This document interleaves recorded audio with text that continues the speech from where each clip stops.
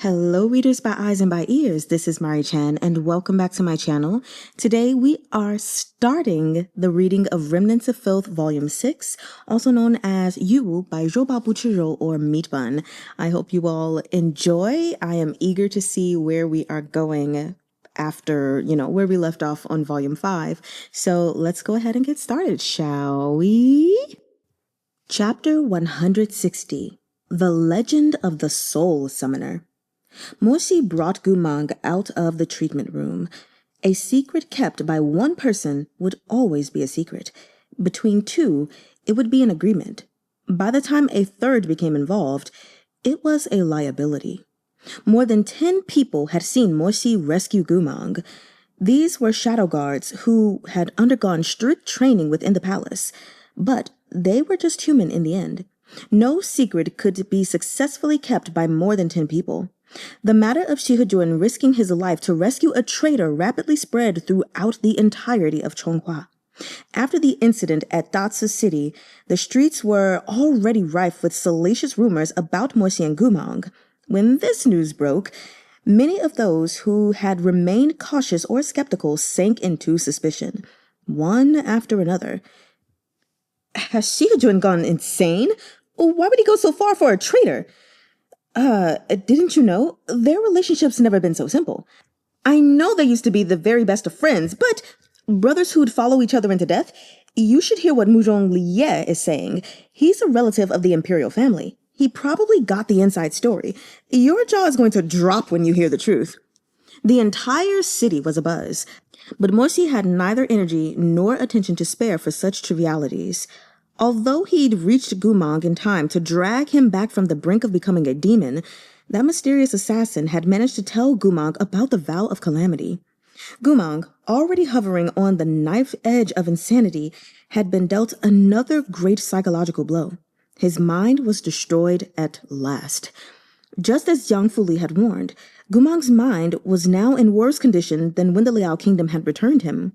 Back then, Goo Mahng had believed he was a wild wolf, but his thoughts had at least remained human in nature.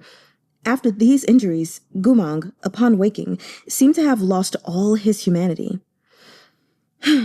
When the Liao Kingdom tempered him, they wanted to turn him into a flesh-and-blood weapon. He didn't need to think. He just needed to follow orders. Mengzi, having finished examining Goo Mahng, stood beneath the colonnade that ran along the edge of Shi-he Manor's garden, speaking to a visibly exhausted Morsi. It was most likely the Liao Kingdom's first attempt at such magic. They didn't have a good grasp of it. At first, Goo Mangh's spiritual energy fluctuated, and his demonic qi became stronger. But there were no other obvious mutations. Later, he began to show signs of losing control and became increasingly difficult for the Liao Kingdom to handle. In order to minimize their risk, the Liao Kingdom cut out the 2 souls containing his memories and sent him back to Chonghua. You can see there's very little left of his mind. He hasn't been devoured totally yet, but he's more or less mindless. Mengzi paused, the word monster held between her scarlet lips. Morsi's expression was beyond exhausted and agonized. She had grown up with Morsi. In all the years she had known him, she'd rarely seen such an expression on his face. Beyond the corridor, a light drizzle was falling, and the pool's red lotuses swayed in the wind. A golden carp swam beneath a wide lotus leaf, leaving glimmering ripples in its wake.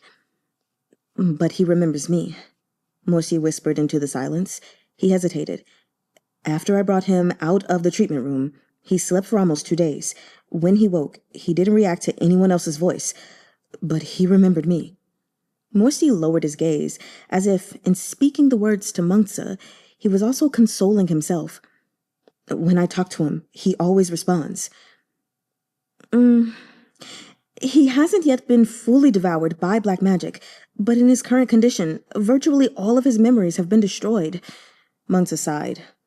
To be honest, I don't really know how much longer he can hold out. Modage, Medicine Master Jiang's already told you this. After suffering a breakdown like that, the only way to recover would be finding those 2 lost souls. Morsi closed his eyes. Rain drummed on the tiles of the roof and streamed down the Tai Hu stones.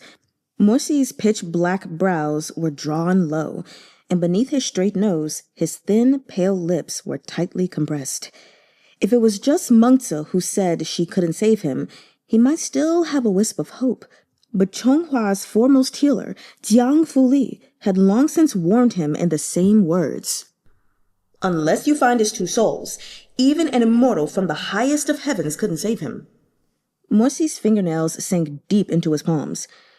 How many healers in all the 9 provinces are capable of summoning souls? Mengzi froze. Modaga, surely you don't mean... Morsi turned toward her. I want to summon those souls for him. An expression of disbelief rippled across Mengzi's face. That would be like fishing for a needle in the ocean, she murmured. If the souls scattered, they could be anywhere. Even if you knew how to summon souls, the world is vast. It might take 10 or 20 years to find them, and then only after untold difficulties. It would be an impossibly arduous undertaking. I know. Morsi stood with his hands clasped behind his back, gazing into the screen of rain that fell before the eaves like a beaded veil. Of course it won't be easy to find those two souls. After a pause, he continued, voice steadier. But it would be much harder to abandon him. In the past, everyone believed my family had fallen from grace, that I was doomed to fail, said Morsi. No one would spare me a second glance. When I first enlisted, I did everything on my own. I stood guard alone, scouted alone, and ate my meals alone. Once, I was trapped by a pack of demon wolves and drenched in venomous blood. I thought no one would risk themselves to save me. I had no one to rely on in all of Chonghua. Mengzi looked down, a little awkward. Morsi had been young back then, and they hadn't interacted much. She didn't know how to console him as he spoke of those past events and only made a soft noise of agreement. He was the one who came to save me, Morsi told her, with no consideration for whether he would be harmed, with no consideration for whether he could dispel the demonic chi afterward, with no consideration for my identity or my circumstances. Now that it's my turn, Mengzi, it's the same. No matter how hard it will be, no matter how it would end, no matter how long it takes, Morsi said, I will not turn back. As long as he's still alive, as long as I'm still alive, not until one of us departs this world. Jade green bamboo swayed against the white walls of the courtyard, rustling wetly in the wind and rain. Or he returns to health, Morsi finished. Mengzi looked at the man before her. She'd heard plenty of murmurs spreading within the city over the past few days. As one of Morsi's closest confidants, she knew the truth better than most. She knew very well what Goo Mahng meant to Morsi, and because of this knowledge, she felt Morsi was far too strong. Clearly, what he held in his arms was a flame about to gutter out. Clearly, what lay before him was a pitch-black road.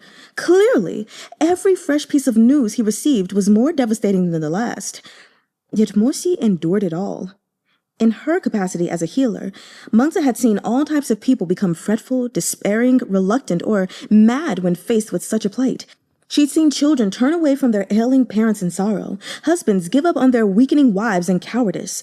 Many of those people, when forced into a corner, could only bow their heads in defeat. She wasn't in their shoes. She hadn't experienced their lives in suffering, and so she hesitated to rashly judge their decisions as right or wrong, selfish or merely indifferent. Still, she had seen her share of the fickleness of devotion. How could she not be moved at the sight of Morsi's stubbornness in refusing to bow to fate? Morsi didn't complain or blame others for his situation, nor did he lash out or break down. Anyone could see the unbearable weight of the emotions he suppressed in his face. Anyone could see how, even now, his fingertips trembled as he stood beside her. But this man was extraordinarily clear about everything he did, and was terribly harsh on himself. He never wasted time doing anything he considered unnecessary, even if venting his sorrow would bring him some momentary ease. Through all this, he had been calm in a way that was almost masochistic, battling nightmares that were more than enough to destroy his heart countless times over. In the end, Mengzi heaved a sigh. The soul-summoning technique is a piece of the rebirth technique, one of the 3 great forbidden arts. For a healer to practice this school of magic, They would need not only a sufficient level of cultivation, but also to have had the opportunity to learn the technique. In the rumors among the medicine sects, such individuals are nearly supernatural in their abilities, and their whereabouts are unknown. They're practically legendary, but... Mengzi paused, her slender fingers gripping the hem of her sleeves as if in indecision. Looking up, she continued, I once came across a legend in a medicine manual I found in a bookshop. North of Lin'an, there's a cluster of densely wooded mountains. Within them lies a reclusive sage who knows rebirth. She saw Morsi's pitch-black eyes light up. The soul-summoning technique is the first step of rebirth. If the legend is true, this sage could certainly summon Goo Mahng's 2 lost souls, but... She turned away. This legend is no more than a few sentences, she explained quietly. There's no other evidence of such a sage living in Lin'an.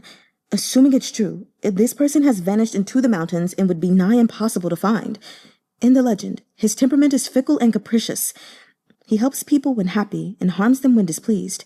Even if you two manage to find him, you can't know if it'll bring fortune or calamity. She could see by Morsi's expression that he'd already made up his mind. Mengzi sighed. Modaga, if you really want to go, I can't stop you.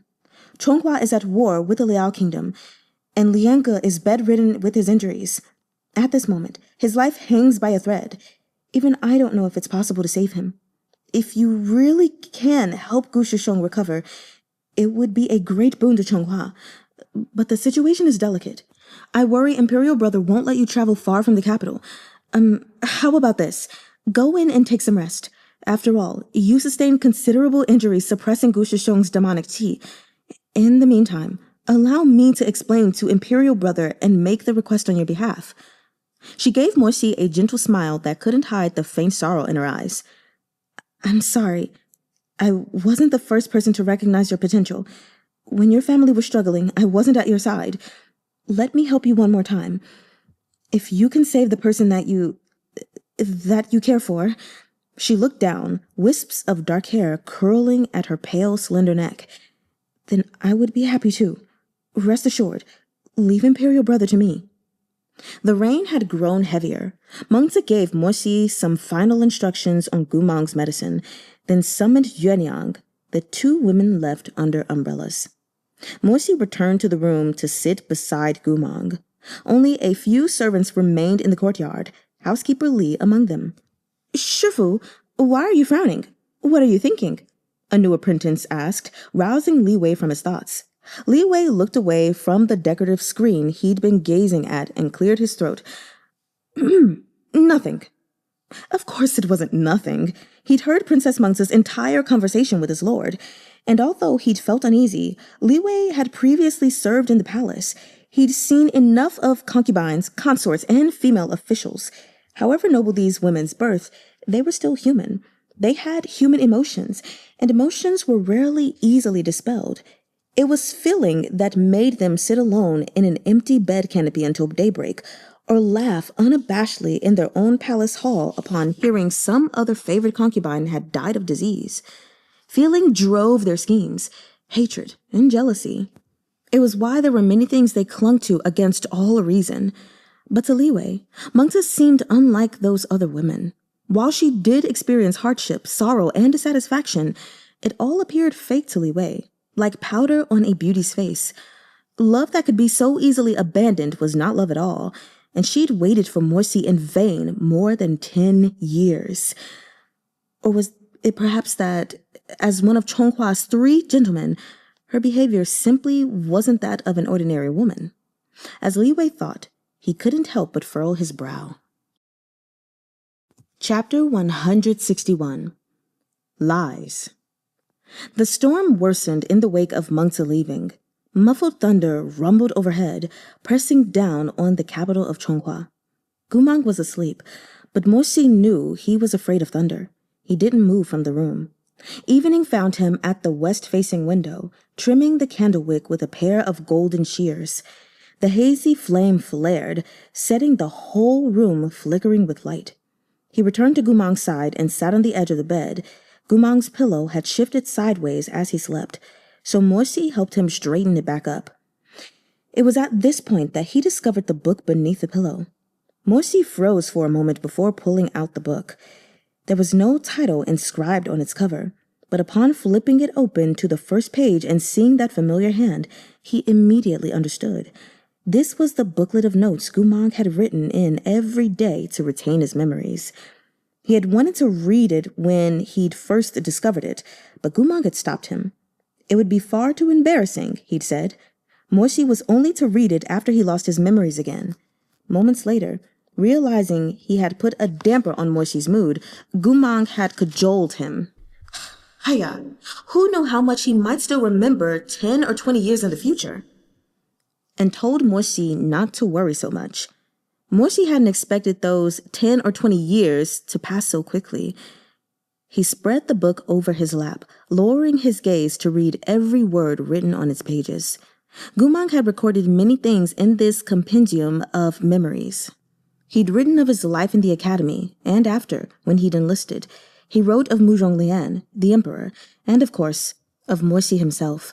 But Mo-wrong quickly realized that no matter who was mentioned, Goo Mahng only wrote good things about them, even if they had treated him poorly in the past. And all that thick stack of pages, there wasn't a single word of complaint. Goo Mahng had experienced untold humiliation at the academy, yet he wrote only that, "The pastries at the northern side of the academy are golden and crispy, delicious and cheap. How nice." He'd risked death the first time he served in battle, but he only said, "I made quite a few good friends, and not a single one lost his life. What luck." He wrote of Liu Juntian, saying he was valiant and heroic. He wrote of the emperor, saying he had many far-reaching worries. Even when writing of Lin'an, the strokes of his brush were graceful, inscribing the mild words. "Someone dear to me once said he gave me grace. I mustn't be careless with him." Everything he wrote was good. The misery that pervaded his life, the malice that had dogged him like a shadow, the suffering of his unanswered yearning, all of it had been excised. He'd endured endless torment for his overly ambitious dream, yet he only wanted to remember the small measure of sweetness he'd experienced. Anything of the ugly, the dark, and the crazed was no more than dust from a tumble, easily brushed off and too unimportant to mention. Reading this book, it seemed Goo Mahng had lived a pleasant and contented life. He'd experienced nothing but kindness. Wax pulled silently in the lamp. This book of memories was surpassingly gentle, but it made Mo-wrong choke with emotion. It was a long time before he recovered enough to keep reading. Just as he flipped to the page about their first meeting at the academy, eyes swimming with tears, he heard a soft movement at his side, like the rustle of a cub stirring. He swiped at his eyes before turning, only to find that Goo Mahng had woken some time ago and was silently gazing at him with those lake blue eyes. You're unhappy." Mo-wrong stared back at him. "Why are you crying?" Their conversation seemed to echo their first reunion at Luomei Pavilion. His Gu Shushong's wit, cleverness, and brash attitude had come and gone, leaving nothing behind. But this time, Mo-wrong would never disdain him, scorn him, or bully him. Mo-wrong reached out, mussing Goo Mahng's hair as he bent his mouth in a faint smile. "I'm not unhappy. I'm reading the things you wrote, and I like them very much." "Things I wrote?" In his astonishment, Goo Mahng dragged the book off of Mo-wrong's knees and into his own lap to flip through. He lowered his head to look at the pages, looked up at Mo-wrong, then lowered his head and looked some more. His mind had been ripped to shreds by the black magic curse. Only his trust in Mo-wrong stubbornly remained. Goo Mahng closed the book. "Can't remember, but if you like it, I must have done well. You're always right." After a pause, he piped up, curious. "What did I write about?" "You wrote about many things that you've forgotten. The past 30 years of your life." "Oh." Goo Mahng puffed out his cheeks in thought. He cocked his head and racked his brain, but he couldn't remember anything. That didn't seem to bother him. He asked placidly, "How was my life then?" Mo-wrong was silent for a long time. His throat seemed to be filled with the saltiness of seawater, bitter wetness soaking every breath. In the face of Goo Mahn's calm, inquisitive gaze, he hesitated. "You only ever met kind people and had happy experiences," he finally said with a smile. "It was a very good life." Goo Mahn's clear blue eyes widened, his long lashes fluttering. Really?" Before Mo-wrong could squeeze any words out through his pain, a smile bloomed on Goo Mahng's face. "Then I'm lucky." He patted his own head. "It's a little sad, though. So many good things, but I can't remember any of them. I only remember you. You've always been good to me." Mo-wrong's heartache turned into sharp knives that sawed into his bones. He almost didn't dare look into Goo Mahn's limpid eyes. "Not always," he said helplessly. I've also done things that hurt you. I've also distanced myself from you." Goo Mahng cocked his head in thought before amending his words. "You've always been the best." Despite Mo-wrong's silence, Goo Mahng stretched a hand out. He clumsily patted Mo-wrong's hair, mimicking how Mo-wrong comforted him. Mo-wrong realized with sudden clarity that not remembering might be in fact freeing for Goo Mahng. He wouldn't have to mourn Lu Junxing's death, wouldn't be burdened by the death of his 70,000 comrades, wouldn't look down and see the blood of innocent people in the lines of his palm every day and every night. Not anymore. He could just look at his book of memories.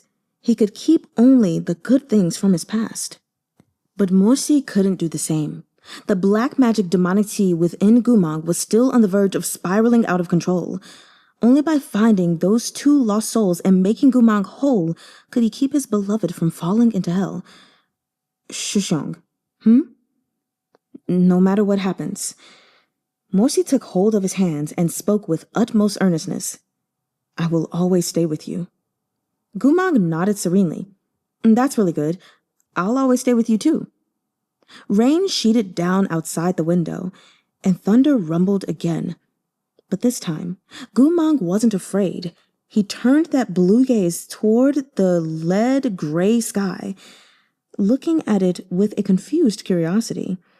It was instead Fando, asleep on the ground, who was woken by the noise. Whimpering softly, he scurried over to the bed to hunker down between his two masters. Night fell, and the rain drummed down. But rain would always cease, and dawn would always come. Just like in that book of memories placed between them. In recollection, only the brightest moments were remembered. As expected, the Emperor was not inclined to let Mo-wrong take Goo Mahng to Lin'an. "The chances of finding some Grandmaster cultivator out in the wilds are minuscule. Why not wait for Jiang fully to return from his travels and have him take a look? We've retrieved the remnant of the demon blood beast's soul. Joo-he is studying it now. He may develop a technique to inhibit black magic energy quite soon. If you stay in the capital, you can keep an eye on his progress at least. If he succeeds, he can immediately use it to help Goo Mahng." But Mo-wrong was determined to try. With the aid of Meng's persuasion, the Emperor relented. Nevertheless, before the day of Mo-wrong's departure, the Emperor called him once more to Ju-chue Hall. "Shihejun, the border between Liao and Chonghua is fraught. We fear another major battle may break out at any time. You have always been a clear-headed man. You know Subject Goo's intent and understand his character. He'd never wish you to delay matters of war because of him. Although we have agreed to grant you a month of leave so you may search Lin'an for the soul summoning technique, we expect you'll return on time regardless of the outcome." "Yes," Mo-wrong said in acquiescence. The Emperor nodded. After thinking a moment, he added a few more words of warning. "Wang Shuzhuan's life is still in jeopardy, and Yue Juntian's health is poor in his old age. The state of Chonghua's internal affairs leaves us uneasy. There have been assassins in the palace, and the identities of those who attacked Wang Shuzhuan are still unknown. We worry whoever is working behind the scenes may target you as well.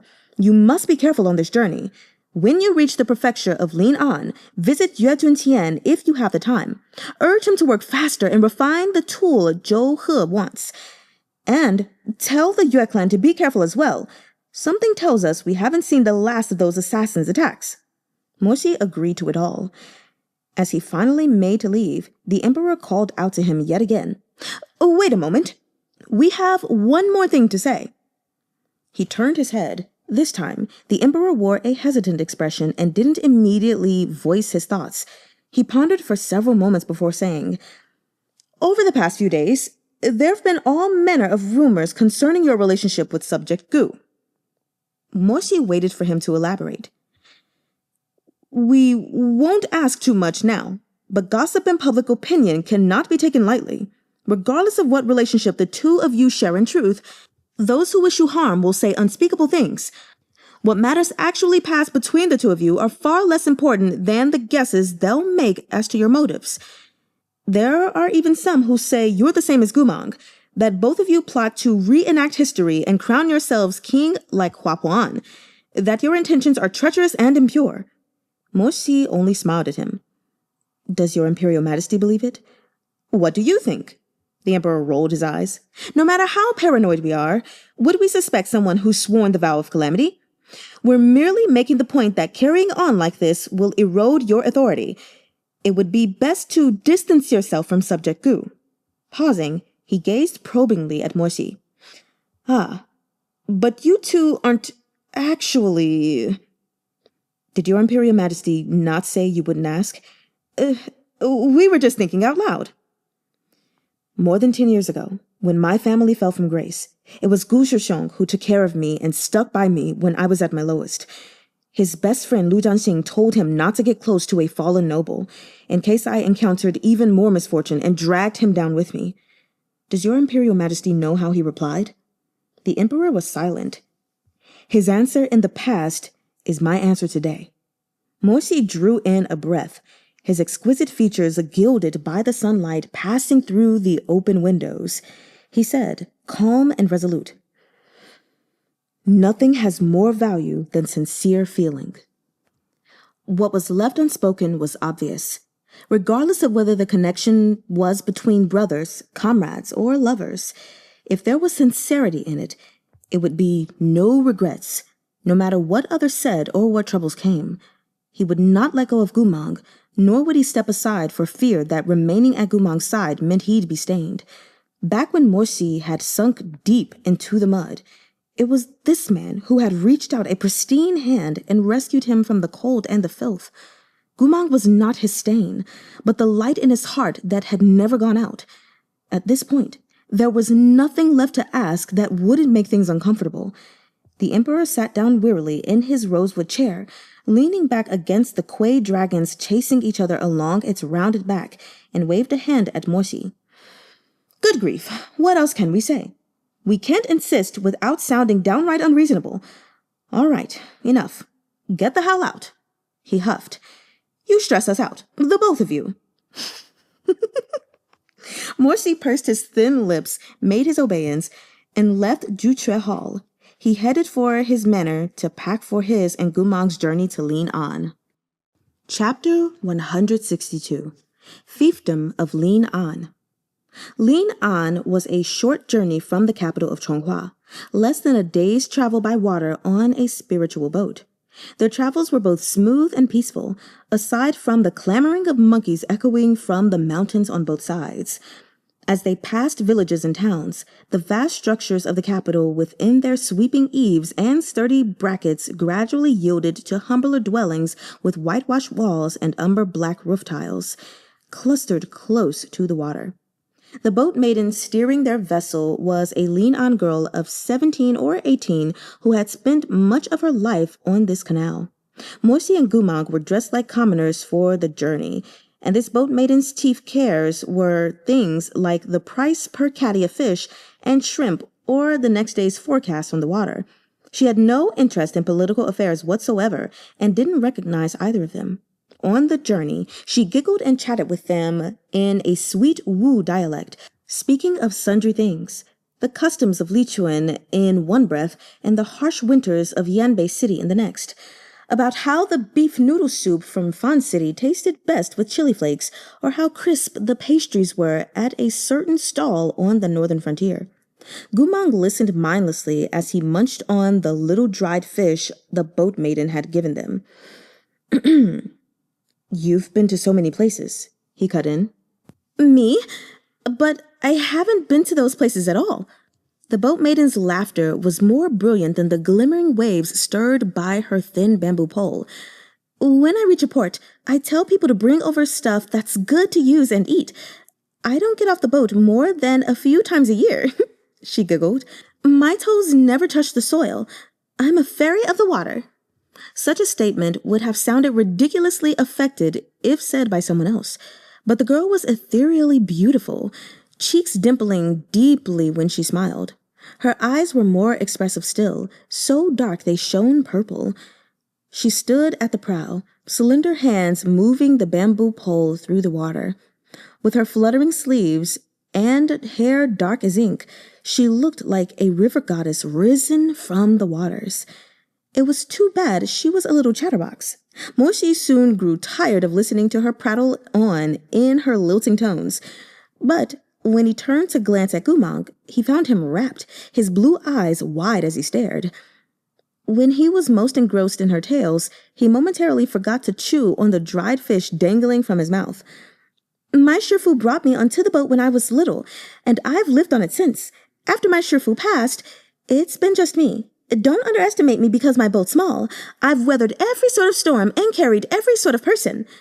Seeing Goo Mahng's interest, Mo-shi humored the boat maiden and asked, Who else have you carried? Quite a few major cultivators, the boat maiden answered with undisguised glee. Their titles were too long. I can't remember them. But let me tell you, when my shifu was still around, even Yue Juntian, the feudal lord of Lin'an, took a ride on our boat. Briefly speechless, Mo-shi grimaced. Yue Juntian is a grandmaster artificer. Why would he need to travel on someone else's boat? The boat maiden widened her eyes. But it's the truth. And why wouldn't he? He loved to go out in disguise when he was younger. He really did take our boat. Really. I was little then and didn't recognize him. Later, my shifu told me the lecherous one was Yue Juntian himself. He'd come to Lin'an City to mess around whenever the urge took him. My shifu said it was lucky I was so little. If I'd been any older, I would have needed to rub mud on my face. Otherwise, with my looks, he might have taken a liking to me and kidnapped me to serve as his mistress. Thank goodness he's too old to play these days. We boat people have all been saying we don't see him come down on private business anymore. She pressed a hand to her heart.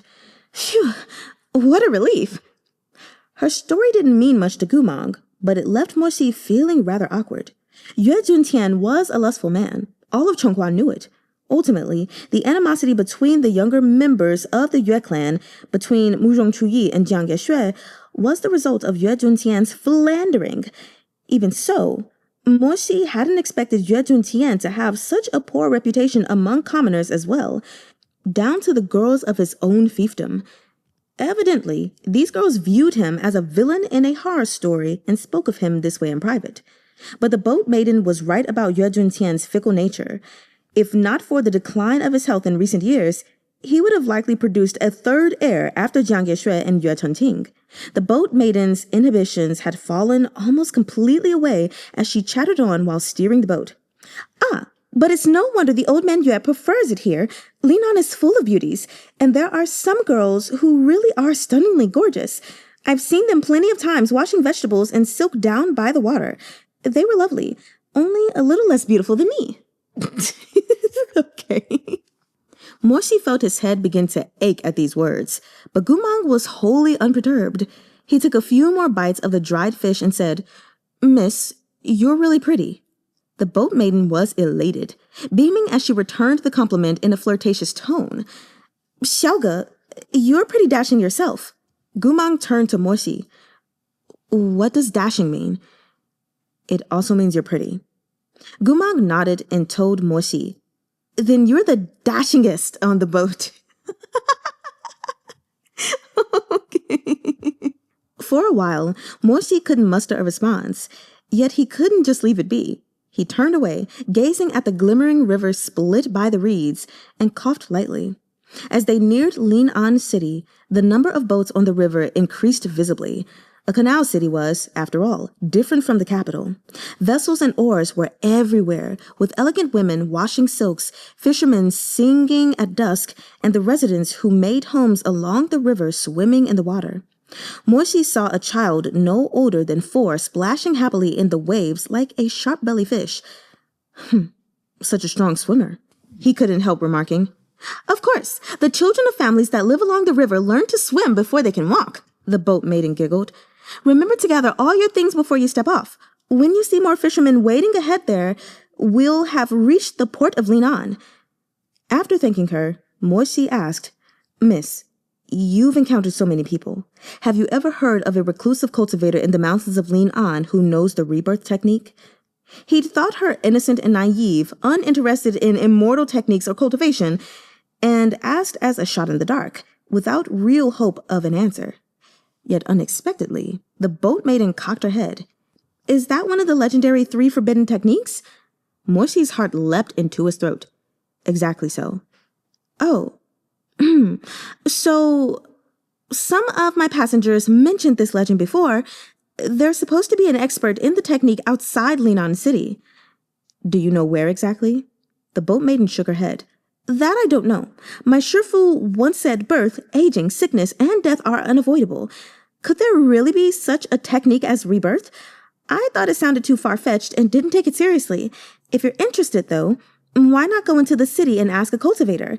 That old lordy Juntian came to the fiefdom recently to recover his health and offer sacrifices, accompanied by his family. It'd be better to ask those Yue cultivators instead of me. Her eyes were clear, placid with the easygoing calm only commoners possessed. In truth, she was right. If one lived drifting upon the world's waters, a slow and leisurely life, what need was there to fixate on arcane matters of life and death? But for Morsi and Goo Mahng, this kind of quiet tranquility was something they were doomed never to attain from the moment they were born. At the port, Morsi paid the boat maiden while Goo Mahng looked longingly at the burlap sacks she'd hung beside the mast. Noting the direction of his gaze, Morsi bought a sack full of little dried fishes from the girl. Only then was Goo Mahng appeased, clutching the sack and chewing as he followed Morsi through the streets of Lin'an. Steamed cake, lotus cake, osmanthus cakes, our cakes, take the cake, white magnolia for sale. Such sights were not to be found in the capital and were unlike anything in the garrison at the northern frontier. Goo Mahng's neck craned this way and that. Though he didn't speak, his feet would slow and he would stand stock still and stare when he saw aught he liked. In no time, Morsi's Chenqing pouch was filled with a baffling assortment of trinkets, from bamboo dragonflies to little clay figurines, tiny porcelain cups, and delicate silk fans. A great heap all jangling and clanking together.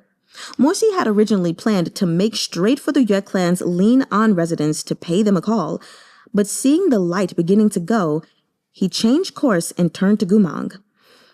We'll get a room at an inn first, and I'll take you out to dinner. How does that sound? Goo Mahng had a sugar-lacquered Tonghulu berry dangling from his mouth. He nodded. The two of them found an inn by the river. They had come at the end of the lotus's bloom. The inn's windows opened to an endless sea of jade-green lotus leaves.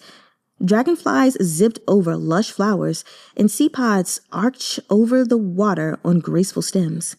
Morsi left the electric pile of items in the room, then led Goo Mahng downstairs to question the inn staff. One of the servants was wiping down tables in the hall. Upon seeing Morsi, he bowed and offered his greetings. Could I trouble you with a question? Asked Morsi. Which restaurants serve the best food in Lin'an? The server was a discerning man. Seeing that their robes, though subtle in design, were of the finest quality, he put on a broad smile. Hi-yo, honored guests. I'll be frank, the tastiest might not be the most expensive. Some of the noisy street stalls make the best fried dishes, but I worry the 2 honored guests might not enjoy the experience. Morsi turned to Goo Mahng. Do you want to go somewhere with good food, or somewhere nice to sit? Goo Mahng was straightforward. Can't it be both? Morsi looked a question at the server. If you want a place to be nice and the food to be good, you'll have to compromise, the server answered. Once you leave the inn, turn left and cross 3 big streets. You'll see a tailor shop. Jiang restaurant is in the second alley to the left. There are 2 floors, nice and roomy. The dishes aren't the best in the city, but they're up there. After a pause, he chuckled. The owner used to be a boat trader, so they've got delicacies from all of Jiangnan's major cities. The crystal shrimp balls and sweet and sour mandarin fish are the highlight. Oh, and don't forget about their pear blossom white wine. The fragrance is exceptional. They make the best wine in Lin'an City. Do you want to go there? Mo-shi asked Goo Mahng. Goo Mahng still hadn't put down his sack of little dried fishes. He nodded, chewing on a tail. The two thanked the server and found the restaurant without much trouble. The establishment was a large one, with a more open and spacious atmosphere than other restaurants, likely because the location was slightly off the beaten path and the rent was lower. They asked for a table on the second floor, ordering the recommended specialties as well as other small dishes, plus a jug of wine and some desserts. The food arrived quickly. The shrimp balls were pale and lustrous, each tidy parcel of plump shrimp gleaming translucent on a white porcelain plate spread with green lotus leaves. The sweet and sour mandarin fish, velveted in starch, was bright and savory. A poke of the chopsticks revealed tender flakes of luxuriant white fish. When dipped in the sugar and vinegar sauce sprinkled with minced ginger, it was indisputably delicious. The pork and garlic sauce was also a house special, with 3 layers of pork belly first boiled, then sliced thinner than a cicada's wings. The slivers were then frozen in an ice chest, such that they emanated wisps of cold vapor upon being set upon the table. The unctuous fattiness of the pork completely locked away, but when dipped into light soy sauce and peppercorn salt, the flavor was cool and refreshing, each layer of meat and fat clearly defined. Even the selection of stir-fries was delectable. The fried pork kidneys were neatly curled into pretty rolls and seemed to cling to the sparks of the stove even as they were brought up. The tender bamboo shoots were crispy and tasty, and the jade green vegetable soup was palate-cleansing, serving as an extraordinary appetizer. Mo-shi noticed that Goo Mahng especially liked the shrimp balls. In no time at all, he'd nearly emptied the plate. Mo-shi thought to catch a waiter's attention to order another, but as he turned his head to flag down a server from the restaurant's lower level, he saw, on the first floor, a familiar figure. He wore robes of white, his expression cold and solemn as he spoke to the owner. "MURONG CHUYI?" Mo-shi froze in astonishment at the coincidence. But now that he thought of it, MURONG CHUYI had come to the fiefdom of Lin'an with the Yue clan. He might not be spending all his time with Yue, Juntian, and the rest, but what was he doing out here alone in the city's alleys? Chapter 163. The Chu clan's past. MURONG CHUYI looked deeply upset. He had always been a graceful person with the aloof bearing of an immortal. Rarely did his features reveal any sign of excessive emotion.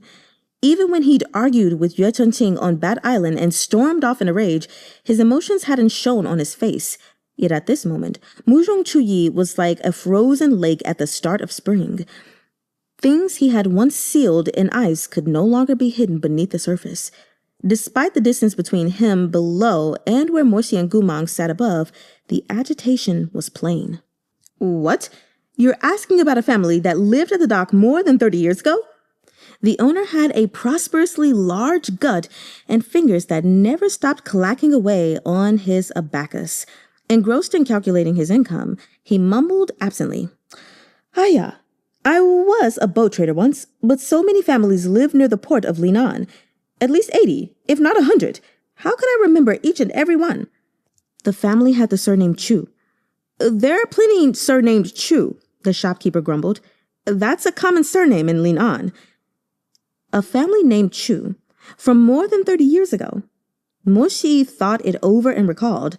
Yue Chun-ching had mentioned during the Dragon Boat Festival that, in recent years, it seemed MURONG CHUYI wanted to find his birth family. But he had so few clues to work from. He knew only that Muzhong Huang had found him in front of a temple with a scrap of paper tucked in his swaddling clothes, the word Chu inscribed crookedly within. Beyond this, he had nothing else. Men of the Muzhong line were customarily given single-character names, while the women had character pairs.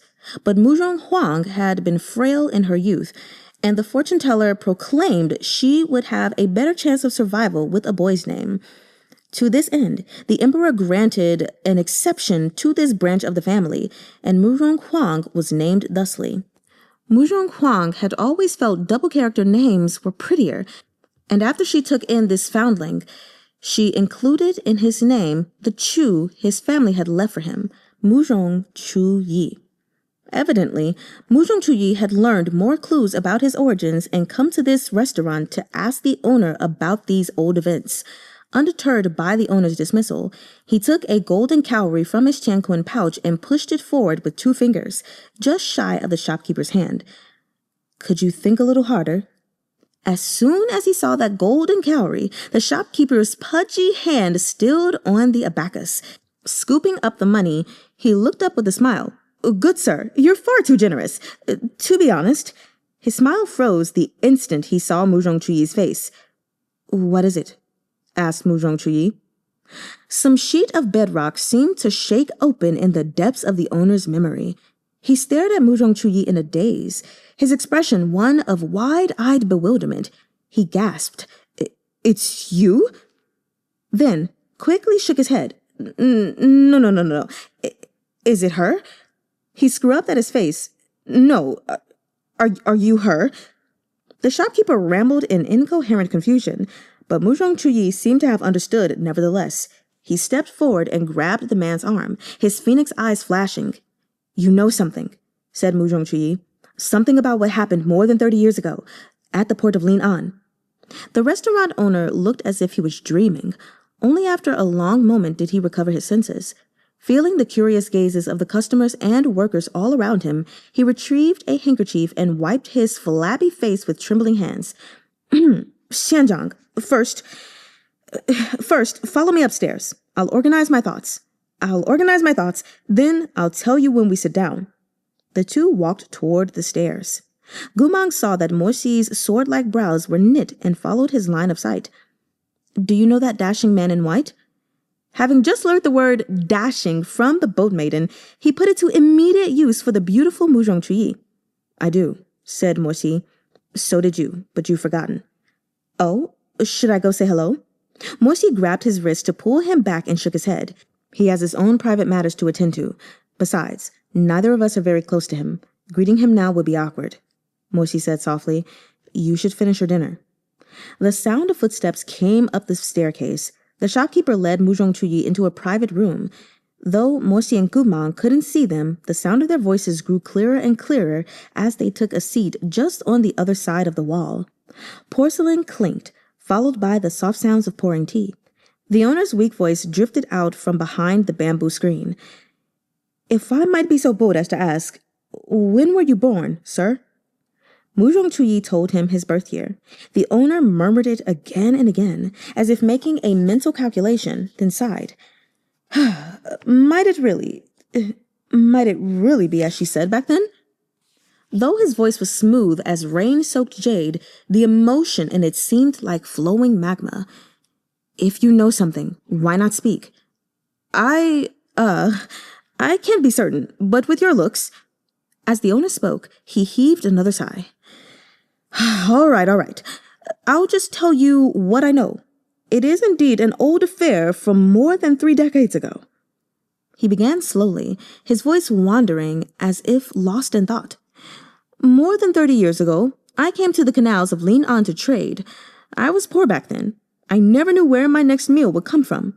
Sometimes, when the hunger became too much, I'd pick up pieces of pastry or bites of steamed bun people had tossed on the ground. One day, I was picking up scraps of steamed bun on the dock. The boss of a little restaurant on the riverbank spotted me. He was a kind man.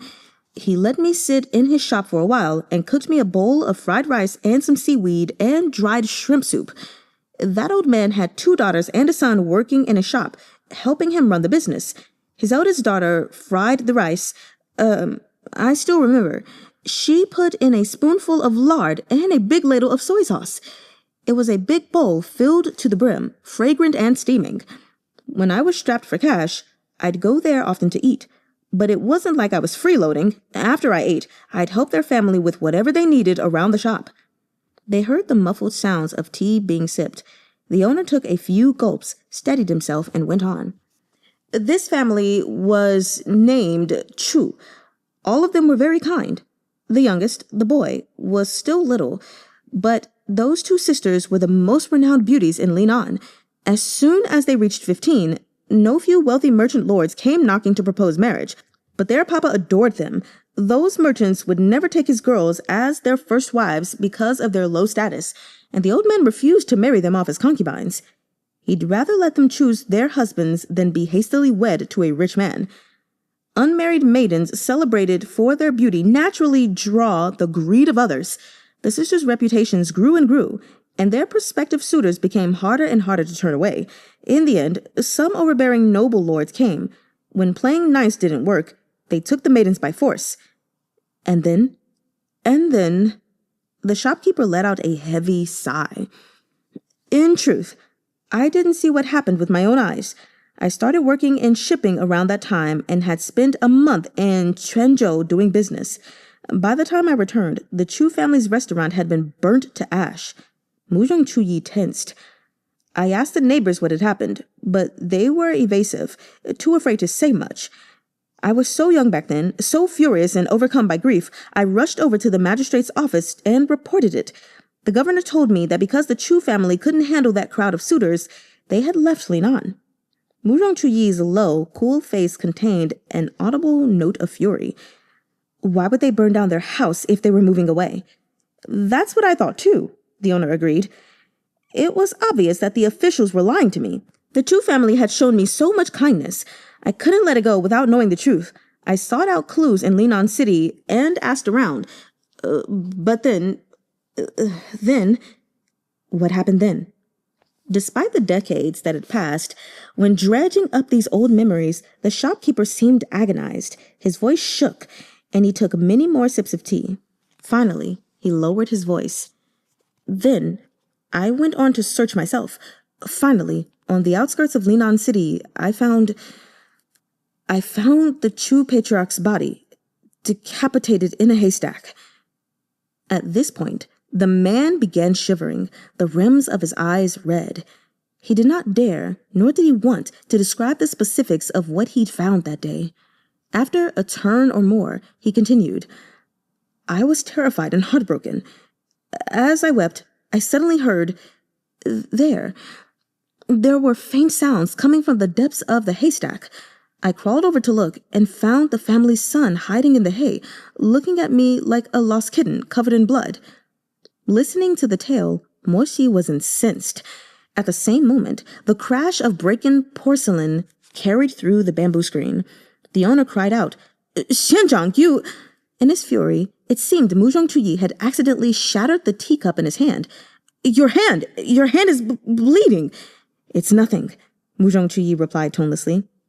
Silk rustled. Perhaps he'd produced a handkerchief to wipe the blood. Moments later, he instructed in a low voice, Keep talking. The owner acquiesced, eyes red-rimmed. It had been many years since he'd thought about these events. His emotions surged as he recalled them. The boy was too young. He couldn't answer any of my questions coherently. When I asked him where his sisters went, all he did was cry. I buried the Chu patriarch. I took the child away and brought him up on my boat. At that point, he wasn't old enough to remember what had happened. I wanted him to live a peaceful life, so I never mentioned his family's fate, in hopes he could grow up without feeling the need to seek vengeance. Years passed. Eventually, the child, who could barely speak at the time, no longer remembered this event. Everyone in the city gradually forgot the Chu family too, until one day, he paused. The eldest daughter returned. The owner sighed again, but she was completely unrecognizable. Her hair was tangled and her face was dirty. She'd gone mad. She told anyone who would listen that she had a child, but she'd abandoned the babe in a moment of confusion. People would ask her, What child? Who's the father? But she couldn't answer. When they asked where her sister had gone, she only wept. Don't blame me, she would cry. I had to. The owner pulled out his handkerchief, blew his nose, and lamented. When the local officials heard, they took her in for questioning. But after they confirmed she'd suffered some significant psychological blow and was unlikely to recover her senses, they stopped bothering with her. The townsfolk found her pitiable and gave her an abandoned little house to live in. At first, many went to visit her, but they slowly realized she was only capable of saying those same mad things. Once they tired of her, no one was willing to pay her any attention. I did bring her little brother to see her, but he didn't recognize or remember her. As soon as she saw him, she began to sob, saying she shouldn't have been so cruel to abandon her own baby, that no matter how much hate she felt, she shouldn't have blamed the child. She said she saw the little boy become a ghost, sitting in a pool of blood, staring at her. Though there wasn't any evidence, I put the pieces together well enough. The Chu family hadn't moved away at all. Rather, some wealthy noble from the capital must have taken a liking to the daughters and snatched those two maidens away. Perhaps their father had tried to protect them and was brutally murdered, while the little son was tossed in a pile of straw and left for dead. The shopkeeper fell into a long, dazed silence. The elder Miss Chu kept saying she had a child, begging her sister not to blame her, crying that she had her own difficulties. Eventually, everyone began to think she'd done something she shouldn't to stay alive, that she killed her own sister. They thought this was why only the elder Miss Chu returned, while the younger Miss Chu had vanished without a trace. What if... Excuse me, y'all. Moo-wrong Chuyi's expression darkened, as if he was unwilling to accept this as the truth. Based on these speculations, the townsfolk ostracized her, mocked her, and took advantage of her madness. Back then, I didn't stop them, because I didn't know either. It was always the younger Miss Chu who was warm and sweet to me. Her elder sister was a quiet girl. I thought she might really have done something terrible to her sister, only to be driven insane by the guilt that gnawed at her. It wasn't until the end of her life that I learned. Stunned, Moo-wrong Chuyi cut in, his voice hoarse. What, she's already gone? That was quite a while ago, the shopkeeper said ruefully. I went to see her off when the time came. Perhaps it was a final flash of lucidity. She had a few moments of clarity right at the end. She told me. The shopkeeper stopped for a moment, as if weighing whether to tell him these final, most closely held secrets. At last, perhaps because he was looking at Moo-wrong Chuyi, whose face was so similar to the woman he'd once known, he finally spoke. She told me that when she and her sister were taken by that noble, she knew she couldn't escape. She pretended to be docile, undressing and serving him without complaint, coaxing him into letting down his guard. Finally, she found an opportunity to set her sister free. But her sister thought her mask of obedience was real. She thought her sister had forgotten the need to avenge their father's death and willingly gave her body to their captor to preserve her own life. Thus, her younger sister despised her. She said she'd rather die than accept this favor from her. That was when I finally knew all the townsfolk had mistaken the elder Miss Chu. She hadn't killed her sister to live at all. When she said I had to, she meant she had urged the younger Miss Chu to run, but her sister rejected and misunderstood her. They were living in the imperial capital, surrounded by terrifyingly powerful noble houses. The elder Miss Chu worried about how far her little sister could even get if she listened to her and fled. The elder Miss Chu racked her brain over days and nights. In the end, she came up with an idea. She'd met quite a few young lords when she was serving that noble, and her final plan was to set up a scheme. She would get one of them to take in her sister, to give the young Miss Chu a better life, to spare her suffering and disgrace. She watched those nobles carefully. She considered who might warmly accept an orphaned girl. That noble had to be kind, righteous, and notable, with a sufficiently powerful position. Yep. In the end, she narrowed it down to two. Who? Moo-wrong Chuyi asked. Fu Lingjuan. Wait. Fu Lingjuan, Mo Qingchi, and the late Wang Shu, Moo-wrong Xuan. Caught entirely off guard, Mo Xi's phoenix eyes flew wide. Chapter 164. We Aren't Alone. Morsi hadn't expected to hear his father mentioned in this recounting of past events. For a moment, he couldn't say what it was that he felt. After painstakingly asking around, the owner continued, the elder Miss Chu learned Mo Tincture had a wife with a jealous temperament. Thus, she pinned all her hopes on the unattached Murong Xuan. But, MURONG CHUYI said softly, if that younger Miss Chu was so strong-willed, why would she go along with her elder sister's plans for me? If she learned all of her elder sister's planning and suffering had been for her sake, how could she be willing to escape into a life of ease? Precisely, the shopkeeper replied. So the elder Miss Chu's plan was not to let her sister know at all. She hoped her sister could live the rest of her life happily and without pain. One day, when all the nobles of the city went out to hunt on the outskirts of the capital with their entourage, she made sure her sister was by her side. While her sister was distracted, the elder Miss Chu put some filched memory-erasing powder into her water. When the youngest Miss Chu drank the memory-erasing powder, she fell unconscious. The elder Miss Chu secretly carried her to a path she knew Murong Xuan would cross. Murong Xuan saw the solitary woman on the verge of death, piteous and helpless. Of course he felt compassion. He ordered his men to save her. Now that she had accomplished this, however, the elder Miss Chu knew all of her previous fawning and flattery would be seen through. She risked everything and fled in the night.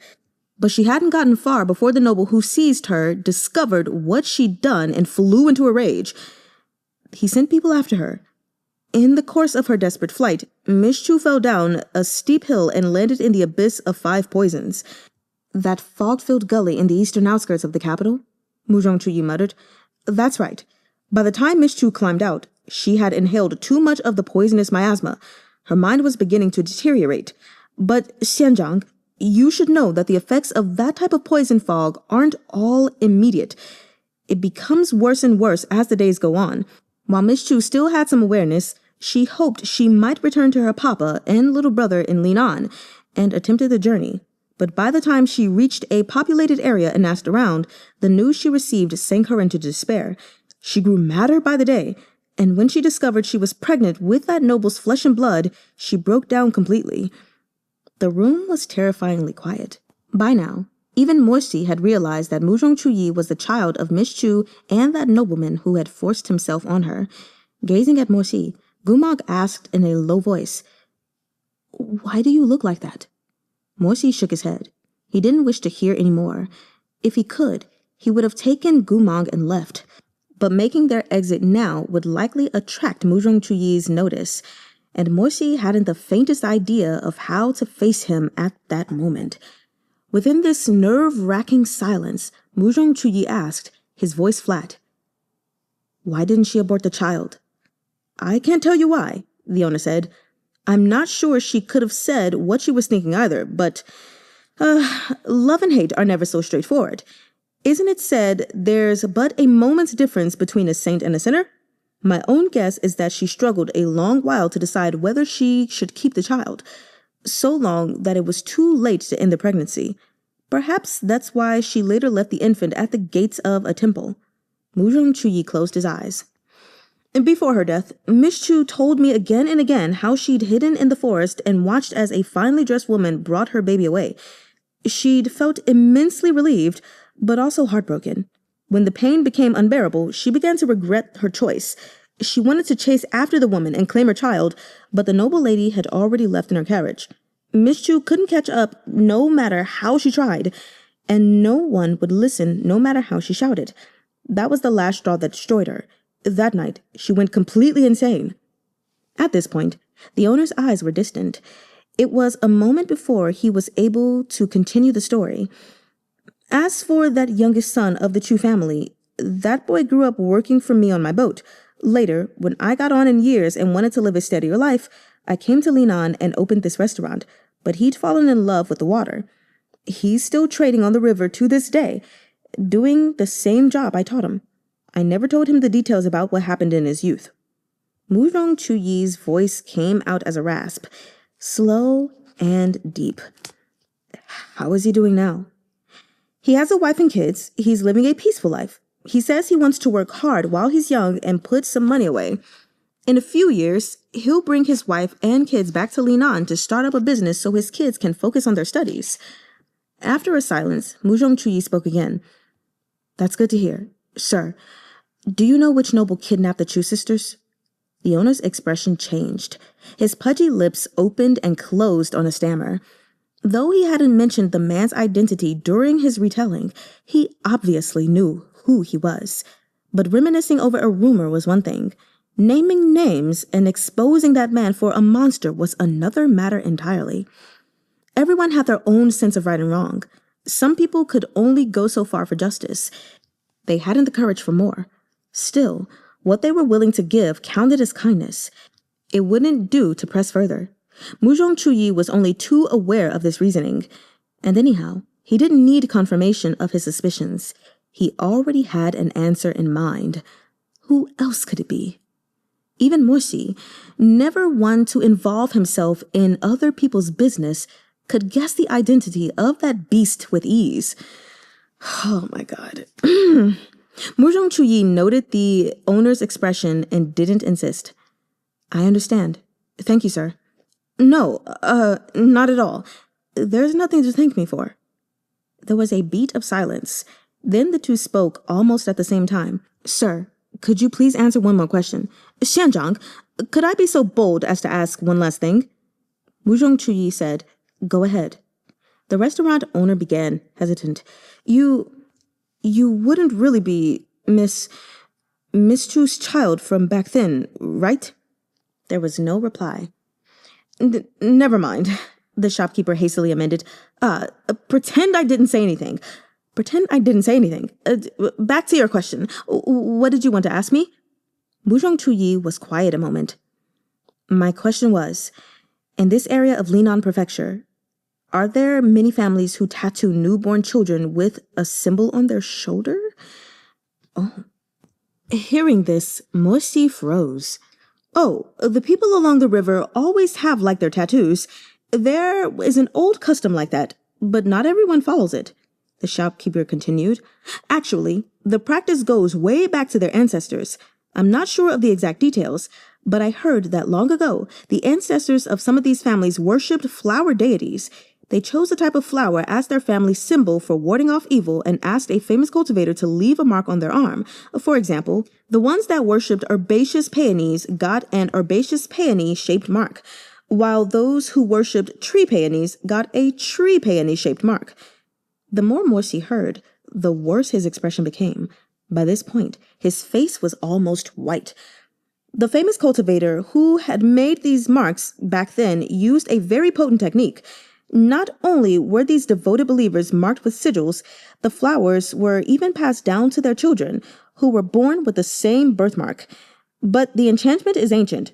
Each family's marks have slowly faded down the years. The weaker ones are no longer visible. In a few more generations, I think all the birthmarks will be gone. MURONG CHUYI spoke again. Then, that family surnamed Chu, did they also inherit and pass down a mark? The shopkeeper thought for a moment. Yes. The atmosphere was terrifyingly stained. What was it? A lotus flower. Thunder seemed to rumble through Morsi's head. He felt a vertiginous rush as his vision went dark in bursts. He looked up through the restaurant's flickering candlelight and gazed into Goo Mahn's totally oblivious face. Lotus flower. A lotus flower. Snatches of past conversations seemed to flit through Morsi's head like a carousel lantern. The rumors about the late Wang Shu and a maiden from Lin'an. The lifelong conflict between Goo Mahng and MURONG Lian. The faint resemblance between MURONG CHUYI and Goo Mahng. In the end, a refined and measured voice echoed from his memories. Jiang Fuli's words from not so long ago, when he was treating Goo Mahn's wounds. That petal-shaped mark on his shoulder. Why do I feel I've seen one just like this, but on a different patient? It had been on MURONG CHUYI. He must have seen Jiang Fuli for an illness at some point, and Jiang Fuli had noticed the birthmark on his shoulder. Morsi felt cold surging from the depths of his bones. The truth seemed to be an ocean pouring out into the world. inundating Mo-shi until he could scarcely breathe. He buried his face in his palms as goose flesh rose over his back. Muzhong Lian, MURONG CHUYI, the late Wang Shu, the Chu sisters, Goo Mahng, and that servant woman Goo Mahng had once mentioned, the one Mo-shi hadn't paid much attention to at the time, Auntie Lean. This one thread wound through all the tangled relationships among all these people, dragging the truth to the surface. Their connections gradually became clear, but it was a terrifying clarity. Mo-shi's entire body was as cold as if it had been submerged in icy water. Mo-shi? Mo-shi! He didn't know how much time had passed when Goo Mahng's worried voice yanked him from his thoughts. Mo-shi blinked and looked toward Goo Mahng's pretty face in the candlelight. Mo-shi had been preoccupied so long that MURONG CHUYI had already taken his leave from the room next door. The owner had also made his way downstairs and was now welcoming guests once again with his portly belly and a newly rearranged smile. It was as if Mo-shi had dreamed it all, but he knew it wasn't so. All of it was real. In the time mirror, he'd watched Goo Mahng and Lu Junxing's final farewell. Goo Mahng had yearned so deeply not to be alone, to have a brother to keep him company.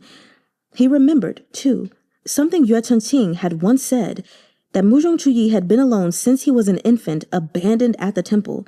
He'd never known his family, or whether they were still alive. Between the two of them, one was cold and one was warm. One had hoped fervently. One had sought in silence. They seemed to have nothing in common, but as it turned out, trembling, Mo-shi closed his eyes.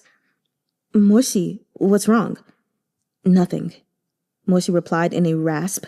It was impossible to say whether the emotion roughening his voice was sorrow or joy. The joy was self-evident. As for the sorrow, in Goo Mahng's current state, how could he endure the shock of learning about his family and come to acknowledge a brother? Not to mention, when he looked at it from another light, Goo Mahng would be saddled with the rotten accounts of both the Yue and Moo-wrong clans. Mo-shi's emotions were in turmoil. He was unsure of what to say. He patted Goo Mahng on the head and asked, If you still had kin in the world, would you be happy? What's kin? Goo Mahng asked. They're the people closest to you. Then there's only you. What if there was someone else? But there's no one closer to me. Goo Mahng widened his eyes. If there was, why haven't they come to find me? Mo-shi paused. He will. They returned to the inn, but Mo-shi wasn't tired.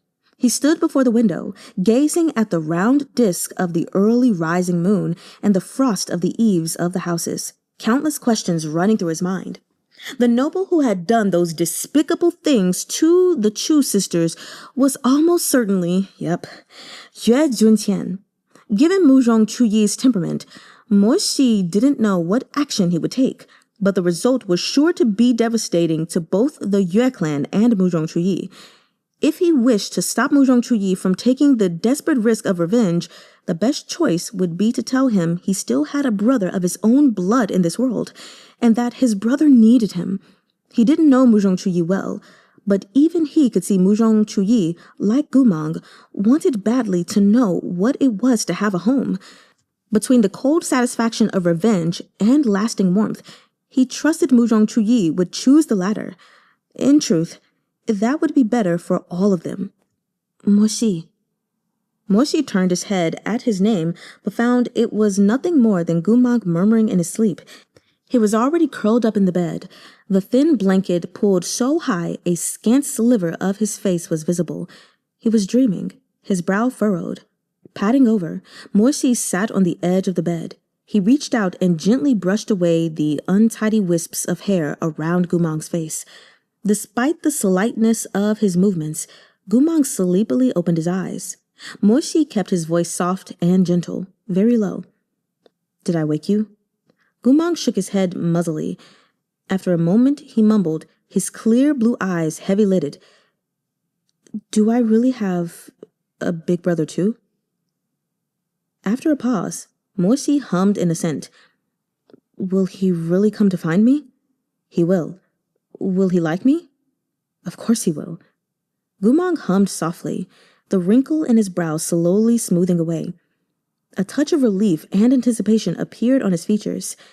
In the dimming light, Morsi sat next to Goo Mahng, watching him as he slept soundly, still thinking things over. The minutes dripped by. At last, Morsi tucked the thin blanket more tightly around him. He rose and left the inn in silence, walking toward the graveyard on the city's outskirts. Chapter 165. Graveyard Meeting. At dusk, the birds cawed in the withered trees. A man in robes like snow stood before one of the stooped little limestone plaques in the graveyard of the skirts of Lin'an.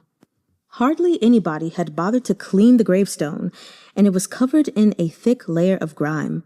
The text on it had been carved shallowly. The writing at the bottom was almost too worn to read. MURONG CHUYI regarded it in silence.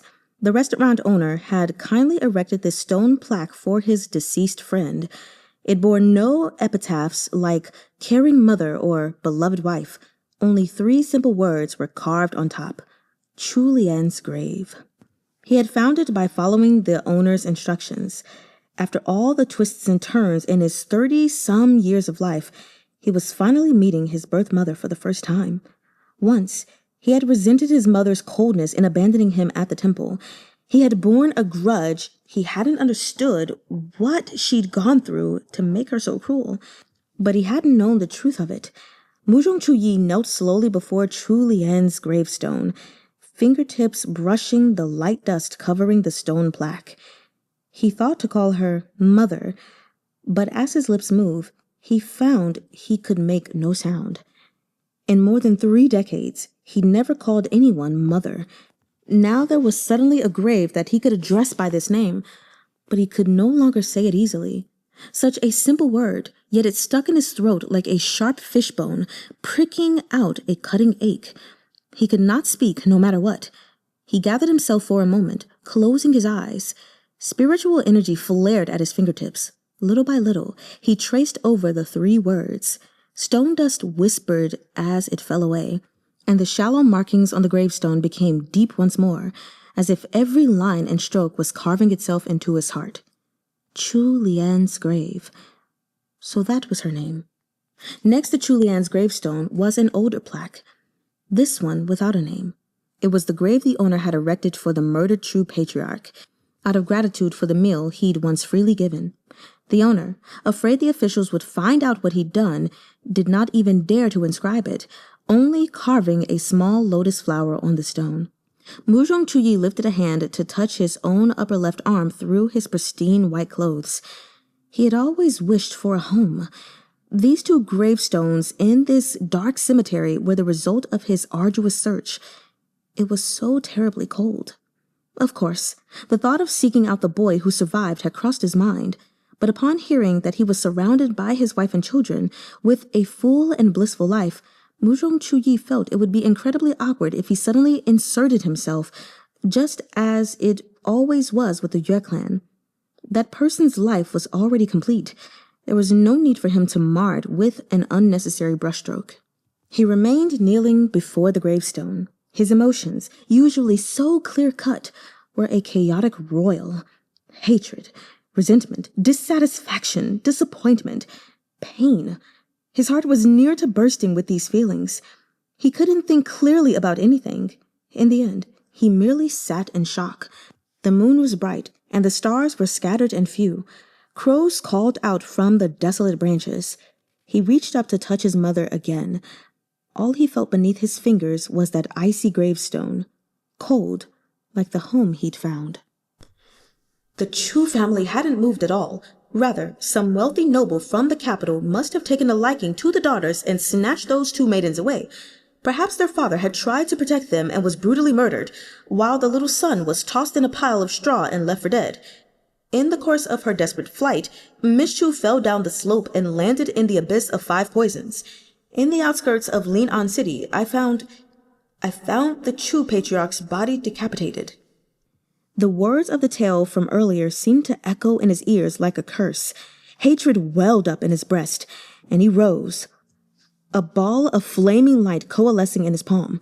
Without warning, the soft press of footsteps sounded behind him. The newcomer stopped a few paces away and called in a low, steady voice. "Moo-wrong, Xianxiang." MURONG CHUYI turned, eyes sharp and voice fierce. "Who goes there?" Mo-shi stood between 2 rows of gravestones, gazing at him from a respectful distance. Narrowing his eyes, MURONG CHUYI asked, "What are you doing here?" "Earlier this evening, I happened to be at Jiang restaurant as well." MURONG CHUYI's expression went sharper still. His features were fierce at the best of times. At this moment, he was immensely wary, eyes filled with menace, so that he seemed even more unapproachable than usual. "You overheard." "I overheard." Golden light exploded from MURONG CHUYI's palm and transformed into a blade sharp enough to split hairs. Sword-like brows drawn low, he wasted no time on talk before sending a flaming sword glare sweeping toward Mo-shi with a swipe of his hand. Mo-shi threw up a barrier and blocked the glare. Golden light clashed with the barrier's red gold. Mo-shi gazed at MURONG CHUYI through the spray of flickering sparks. "Moo-wrong, I didn't come to fight you, nor do I consider myself an ally of Yue Juntian. If I did, there'd be no reason for me to seek you out." MURONG CHUYI's attacks had failed. Sweeping his sleeves, he drew his hand back and brought his sword up in front of him, face showing disgust. "Then what did you come for?" He narrowed his phoenix eyes dangerously. "To plead for mercy on Yue Juntian's behalf?" "You probably know I've always been at odds with him." MURONG CHUYI didn't respond, so Mo-shi continued. "He and I have served in court together for many years, but I have never joined his faction nor developed any friendly relationship with him. I've hardly ever spoken to the man. You must be aware of this." MURONG CHUYI remained silent, but the hissing spiritual energy radiating from the sword seemed to lessen. After a while, he brought the sword behind him, but his face was still tense as he stared at Mo-shi. "Yue Juntian is inept and without morals. He's tyrannized his fiefdom for years, resulting in the destruction and death of many families here. I must settle this debt with him." Mo-shi nodded. "If I were you, I would do the same." "Then why do you stand in my way?" "If I didn't, would you not go after Yue Juntian tonight and kill him with your own hands?" "Do I not have the right?" MURONG CHUYI snapped. "What justice would your mother or grandfather get if you dealt with your personal grudge like this? Moo-wrong, you know the right thing to do is to report this to His Imperial Majesty. Yue Juntian harms the civilians of his fiefdom with his own selfish desires. He's committed great sins, hidden his tracks, and lied to the Emperor. These are severe crimes that His Imperial Majesty will not tolerate." MURONG CHUYI glared at him through red-rimmed eyes. "So what if he doesn't tolerate them? Will he execute him? Will he take his worthless life? He won't. He'll give him a slap on the wrist, and then his blood debt will be written off. Do you think I haven't considered this? Besides," he said icily, "don't speak to me of how His Imperial Majesty will deal with him according to the law. Where was the law when Yue Juntian raped my mother? Where was the law when he killed my family? The law didn't stop him from doing these things. But now that it's my turn, I must obey it. Is that right?" Mo-shi gazed at him for a long beat. "Very well. If you're not willing to listen to me and insist on exacting personal vengeance, go ahead." With that, he moved aside. "I won't stop you. But Moo-wrong, have you ever thought through the consequences of what you plan to do? Yue Juntian will be dead, and you'll have your revenge, but you'll certainly be given the death penalty. Perhaps you think such a sacrifice is worth it. But what about Yue Chenqing? Yue Juntian is still his father, no matter how despicable he is, and you have always been the fourth uncle he reveres. You would murder his father, then end up in prison to be executed when the time comes. What effect do you imagine this will have on Yue Chenqing?" MURONG CHUYI's expression darkened slightly. "I have never considered Yue Chenqing my nephew. What does his happiness or unhappiness have to do with me?" Dang, MURONG CHUYI's so cold. "Is that so? How merciless," Mo-shi said. "Then why did you risk your life to save his on Bat Island? If you settle your personal feud with Yue Juntian, the Yue clan will fall apart, and Yue Chenqing will suffer for it. Besides, other than..." Here, Mo-shi paused. "Other than Yue Chenqing, there's someone else who wouldn't want you to spill blood so rashly." "Do you mean the surviving son of the Chu family?" MURONG CHUYI looked up. "Then you're wrong. He has a wife and children. His life is going well, and I have no plans to disrupt it. Whether I spill blood or not, whether I kill Yue Juntian or not, none of it has anything to do with him." "No," Mo-wrong said. "Someone else." MURONG CHUYI looked at him, puzzled. Mo-wrong glanced at the gravestone. "Chu-lian's younger sister was rescued by the late Wangshu Juan. Though she's no longer with us, she left a child in this world. Your cousin." MURONG CHUYI stood frozen for a moment, as if he couldn't comprehend Mo-wrong's words. By the time he processed them, his phoenix eyes had widened. "You ought to have heard the old rumors about how the late Wangshu was in love with a maiden from Lin'an," Mo-wrong continued. "Yue Juntian repeatedly admonished them before the emperor until the two were forced apart. That maiden was none other than Chu-lian's younger sister." "She and the late Wangshu Juan had a child?" MURONG CHUYI asked in near disbelief. "Yes," Mo-wrong replied. "Once you know the whole story, it's not hard to imagine why Yue Juntian worked so hard to malign her and prevent her marriage to the late Wangshu. Although Chu-lian had given her sister memory-erasing powder, its effects may not have been permanent. Yue Juntian feared there'd come a day when Chu-lian's sister would regain her memories and reveal everything to the public. With the late Wangshu at her side supporting her, Yue Juntian wouldn't find it so easy to scheme and lie his way out of that scenario." MURONG CHUYI waited for him to continue. "Chu-lian's sister, her child, your cousin, is just like you. He's been alone for more than 30 years. Muzhong Xianxiang, he needs you. He wants to acknowledge you too." Under the moonlight, the face of this usually indomitable man was white as paper. Even his thin, pale lips looked bloodless. "How did you find out?" MURONG CHUYI asked. "It's hard to explain, but I ask you to believe that I do not lie to you. His shoulder bears the same mark as yours, the same as the one on this gravestone, an identical lotus petal mark." MURONG CHUYI's face was ashen. "Who is it? Muzhong Lian?" "No, it's Goo Mahng." MURONG CHUYI's silk shoes shifted as he took an involuntary step back. "Him? How could he? He's not a traitor, nor is he evil, but the reasons behind what happened to him are difficult to explain. The black magic energy in him is growing stronger day by day. If he should receive another destructive blow, he might lose his mind and transform completely. I can support him by remaining by his side, but you're his family by blood. There are some things you can give that I never could." MURONG CHUYI's gaze flickered, as if he was suppressing some emotion that was about to break him. A complex expression played over his face. "Did he come to Lin'an with you?" "Yes," Mo-wrong said. "He'd be very happy if you were willing to acknowledge him. Muzhong, Goo Mahng is different. If you think others don't need you, there's nothing I can say to that. But he needs you. It's been 30 years. Let him call you Ge." Oh my God. MURONG CHUYI closed his phoenix eyes. After a while, he raised his head, speaking hoarsely. "Shizun, I've always kept my distance from people. I know nothing about being someone's family. And there's my blood feud with Yue Juntian. So you'd rather lose a brother so you can personally avenge a crime that happened more than 30 years ago." MURONG CHUYI pressed his lips into a tight line. After a long silence, he finally relented. "I can meet him. But everyone in the Yue clan is offering sacrifices in Juntian Cave tomorrow." Mo-wrong inwardly sighed in relief. "Okay, I'll tell him that." Since MURONG CHUYI hadn't refused, Mo-wrong ventured. "Then, as for Yue Juntian, rest assured," MURONG CHUYI lowered his eyes. "Regarding Yue Juntian, I'll deal with him after I see Goo Mahng." Chapter 166. Cousin. When Goo Mahng heard the news that he really did have a cousin, and that this man would see him the day after next, he was surprised and delighted. Such undisguised happiness had rarely appeared on his face since his mind had been damaged.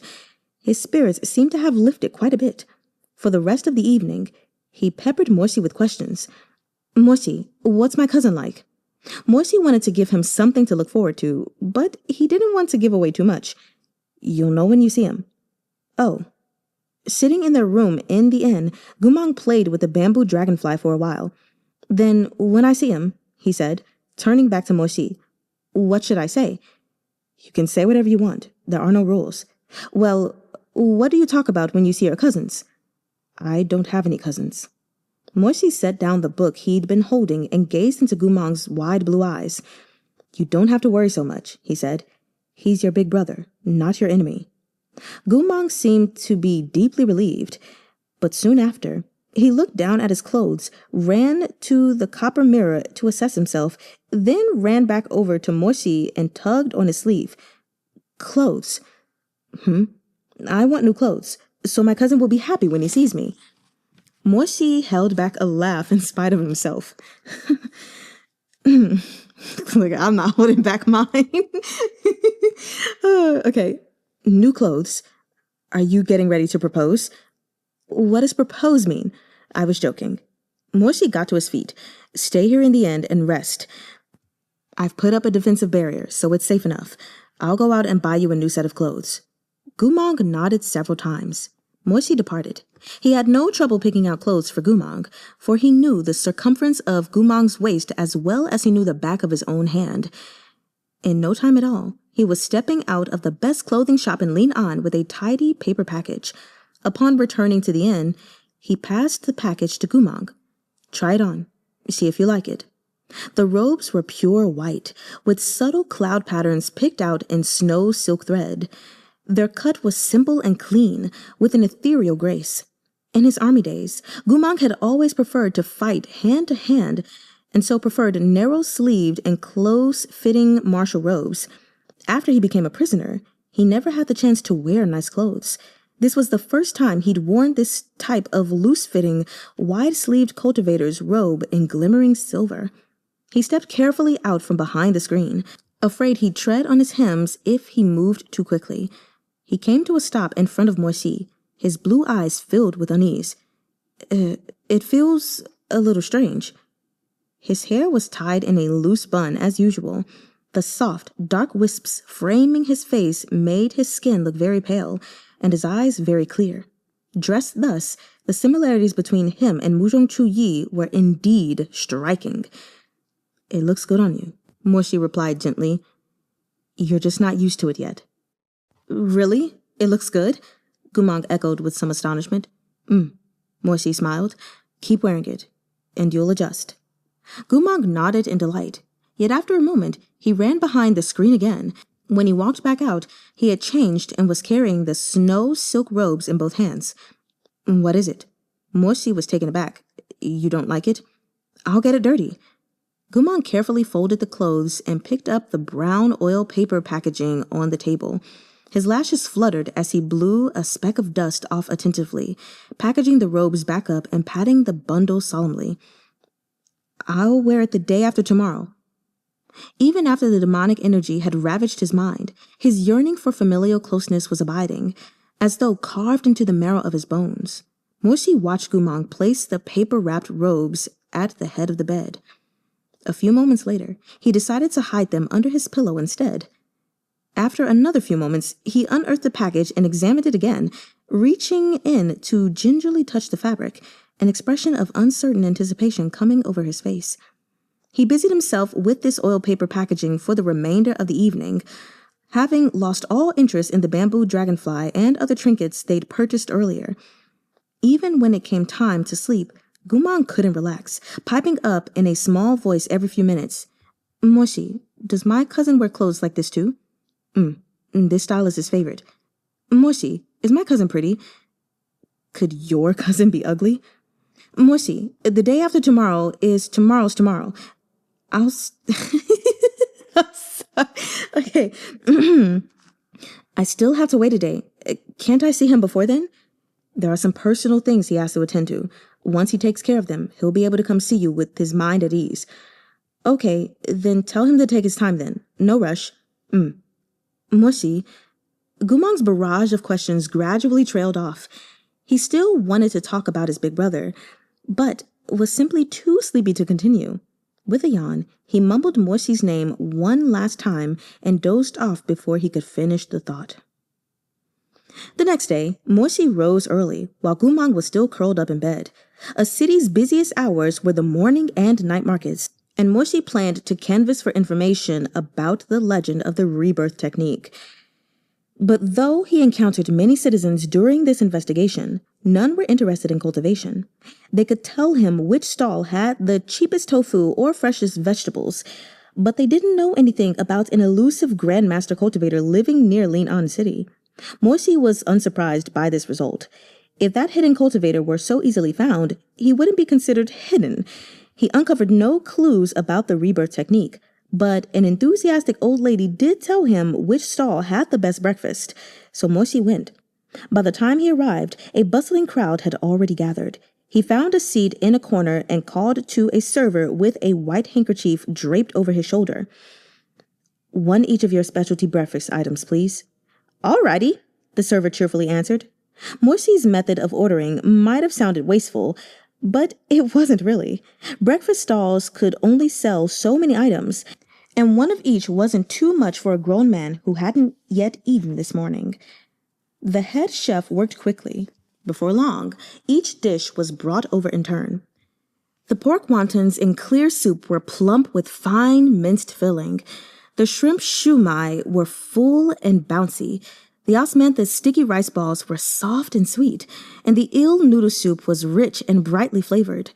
The fried fish was golden brown and fragrant, paired with rice vinegar dipping sauce that cut through the grease, enhancing the mild flavor of the fish.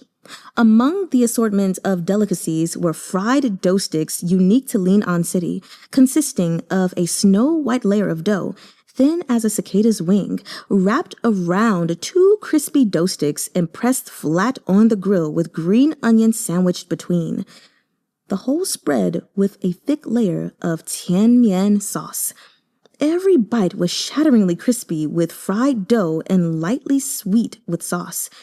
After Morsi had tried them all, he ordered seconds of the items Goo Mahng would like and asked the waiter to package them up. As he sipped his soup and waited, he heard the Yue clan's name from the neighboring table. "I saw them early this morning," said an older woman. "Juntian took the entire Yue clan to the Juntian cave on the outskirts of the city. Hiyo, I'd just come back from picking wild greens and bumped into their honor guard right at the gates. It gave me quite a fright." "What are you afraid of?" the farmer next to her teased. "Worried old man Yue's gonna snatch you up and make you his concubine?" "The old Yue's all about a pretty face. You're middle-aged now. He wouldn't look twice at you. No need to worry." "What do you mean he wouldn't look at me?" raged the woman. "So what if I'm middle-aged? I've still got it. Eat your noodles instead of wasting your breath being rude." The second man at the table chuckled. "But I heard your Juntian's health is getting worse every year. He got around plenty when he was young, but now he has no energy for it." "That's right," the woman said. "You guys didn't see him. His face was waxy yellow, like someone dug him out of a coffin. But ayo, his two sons sure are handsome. Too bad one of them's a cripple." "Do you mean Jiang Yexue? He's here too?" "Of course he is. This is the only time he's allowed to travel with the Yue clan since he got booted out of the family. It's the Juntian cave sacrifice ceremony, after all." There was an out-of-towner at their table who didn't seem to know much about Lin'an or Yue Manor. He'd remained silent as the others talked, but at this point, his curiosity became unbearable. After taking a gulp of soup, he asked, "Friends, what kind of place is Juntian Cave?" "It's a burial ground," the woman explained enthusiastically. "You could say it's a sealing place for resentful spirits," the farmer added. The out-of-towner widened his eyes, incredulously. "Ah, resentful spirits?" "Yep. This is an old story from Lin'an City. When Chonghua was first found, Lin'an wasn't part of its territory. It was held by a barbarian tribe. Back then, those barbarians were cultivating with dark methods and imprisoned most of the civilians from Lin'an in the cave. They were gonna kill them and refine them into resentful ghost soldiers. But those barbarian cultivators didn't have the ability to back up their ambition. They slaughtered 10,000 people or more. Their corpses piled into mountains of blood flowed in rivers inside the cave. Those people resented their unjust deaths, all right. Too much. The barbarian cultivators couldn't control them. The ghosts lashed out and devoured the barbarians, then escaped the cave, rampaging across the land. What happened next? The out-of-towner exclaimed. Chonghua sent a Grand Master Artificer, Yue Juntian's ancestor, to suppress the ghost soldiers who'd gone berserk, the farmer said. This Yue Tianbei was smart and refined a magical tool that could repel spirits. In the end, he sealed those vengeful ghosts in the blood pool within the cave and formed a blood contract with them, requiring the malicious spirits to obey the orders of all Yue clan descendants. The cave where they were sealed became known as Juntian Cave. Footnote number 1, Tianbei is a respectful term of address for someone of an older generation. The out-of-towner wasn't stupid and immediately asked, but that cultivator must have paid a hefty price, no? That he did, the woman said mysteriously. Let me tell you. They say every 3 years, the head of the Yue clan has to offer up a massive amount of his own spiritual energy to appease these ghost soldiers. He can't stop until he steps down. The out-of-towner gasped. Jie, you just said Yue Juntian's sick. He hesitated. Does he have enough spiritual energy to feed these ghosts? No way, the woman replied. But I heard the Yue clan can give an offering of blood if he has no other choice. That means he'd pour fresh blood into the pool while the rest of the family kneels and offers worship alongside him. This can temporarily settle the ghost soldiers' restlessness. This is concerning. The out-of-towner squirmed. How much blood would they need? Too much, that's for sure. The woman made an exaggerated gesture. That's why this type of sacrifice ceremony requires the whole family to accompany him. After Yue Juntian offers up his blood, he'll be weak. He'll need his blood relatives to gather chi for him and cast spells or something. In any case, that's all that mystical stuff. Otherwise, do you think he'd allow Jiang Yexue to come with him to Juntian Cave for the ceremony? Considering how bad his relationship with his son is, he's got it all planned out. Realization dawned, and the visitor hastily nodded. I understand. I hadn't expected there was a legend like this about the Yue clan in Lin'an. If I hadn't met you all, I would never have heard about it. The farmer waved a hand. Each feudal lord and fiefdom has its own stories.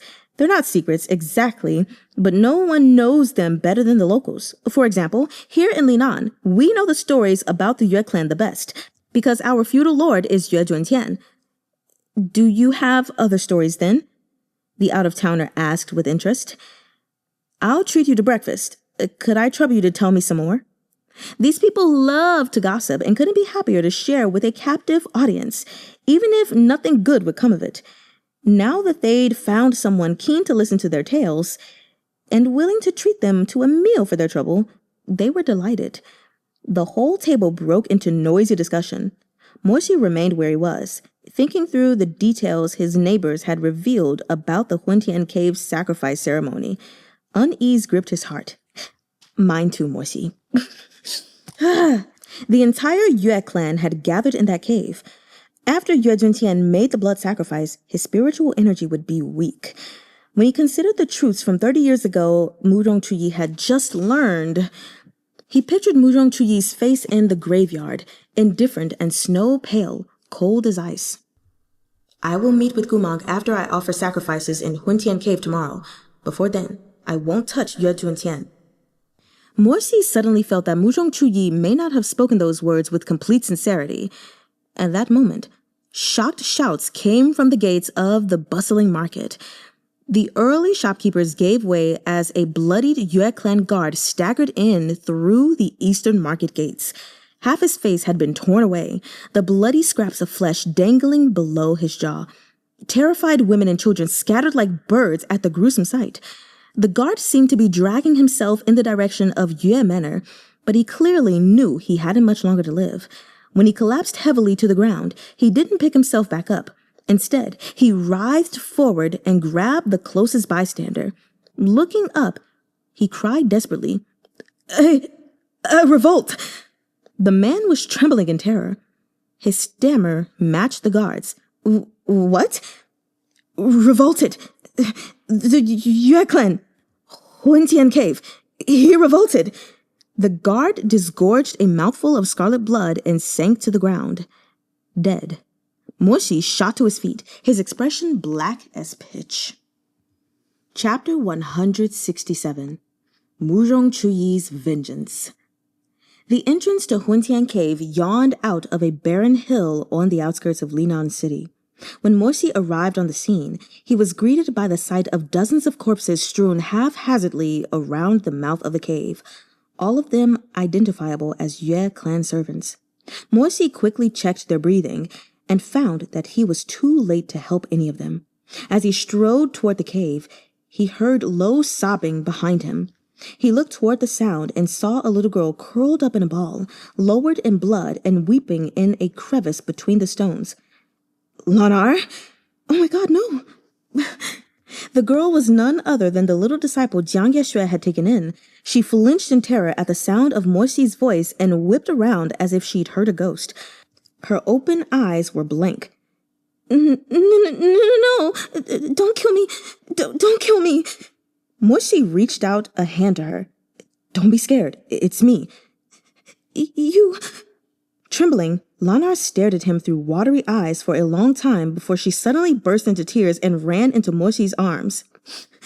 Sheeha Gaga, they killed people inside the cave. They killed people. Under normal circumstances, Mo-shi didn't like others touching him, but Lanar was so young and had endured such a fright. He didn't have the heart to push her away. He reached out to pat her fine hair and murmured soothing words while she cried. After Lanar had calmed down, he asked, "What are you doing here?" Xianxiang brought me here. He was afraid people would bully me, so he took me with him, little Lanar said through sobs.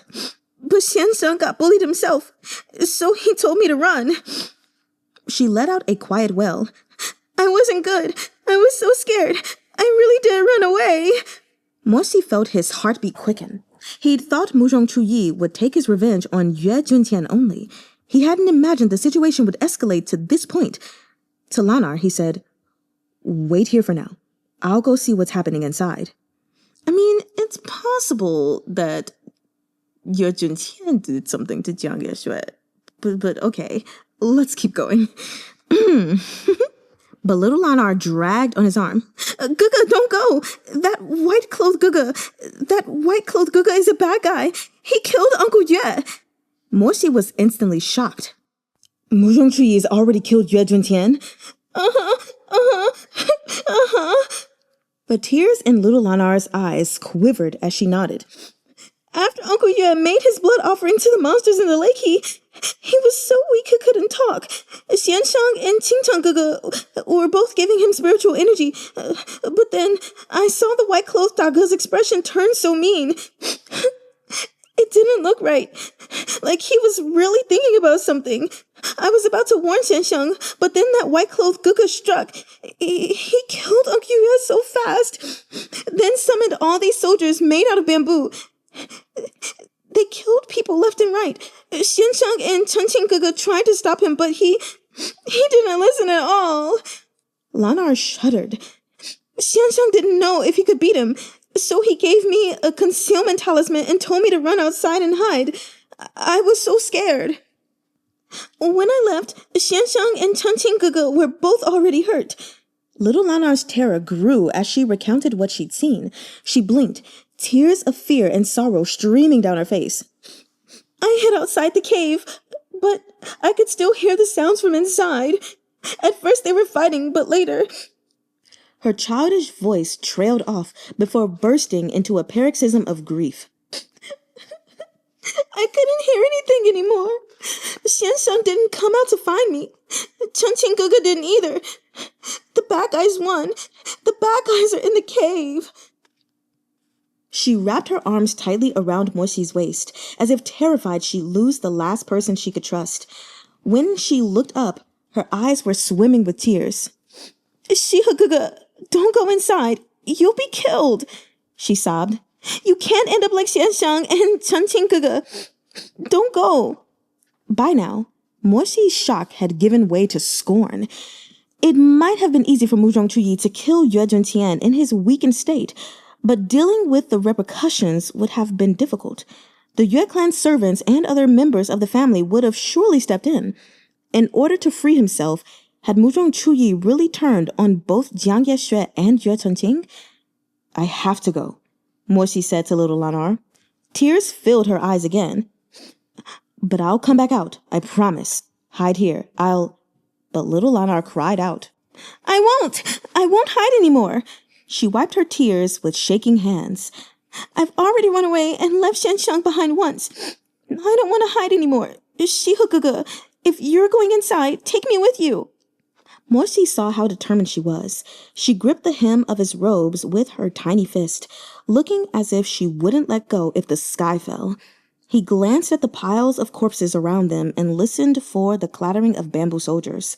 Lanar's condition was already unstable. She might lose control over her core if her emotions became too much. Without someone to steady her, her condition would spin out of control. Then stay behind me, said Morsi. But you have to listen to everything I say. You can't go ahead on your own. Understand? Little Lan'ar nodded again and again. Morsi put her down, and she followed shakily in his footsteps as he walked toward the mouth of Juntian cave. Together, the two of them opened the stone door and stepped into the chilly, drafty space. The burial ground extended deep beneath the hill. As they walked, they strode past severed limbs and fallen corpses of the Yue clan's retinue, piled up on both sides of the path. The air was thick with the scent of blood. It's the housekeeper, uncle. It's Auntie Chun. Lan'ar had previously visited Yue clan with Yue Chun-ching. She recognized quite a few of the fallen on this bloody road. At each body they passed, the hand fisted in Morsi's robes trembled harder. Morsi worried she would go berserk. He preemptively used a spirit-soothing technique on her. Shihugege, little Lan'ar sobbed. I'm so scared. Don't be scared, he said. But Morsi's mood was as dark as could be. At every turn of the path, he worried whose corpse he would see next. If it would be Yue... Yue! Lan'ar cried. Morsi's blood ran cold. He looked in the direction of her pointing finger. It wasn't Yue Chun-ching, but his heart still dropped. It was Yue Juntian and his younger brother, Yue Yongcheng. These two nobles, once untouchably powerful lords of Chonghua's imperial capital, lay splayed on the ground like two piles of mud, a single strip of mangled flesh connecting each of their heads to their necks. Blood flowed sluggishly from the gashes, no longer spurting scarlet. The expressions of these two brothers were frozen in fury and fear, but death had stolen the color in their faces. They looked like masks of paper paste, as ghoulish as the surroundings of Juntian cave. Little Lan'ar shivered, clinging to Morsi's leg. What do we do? She whimpered.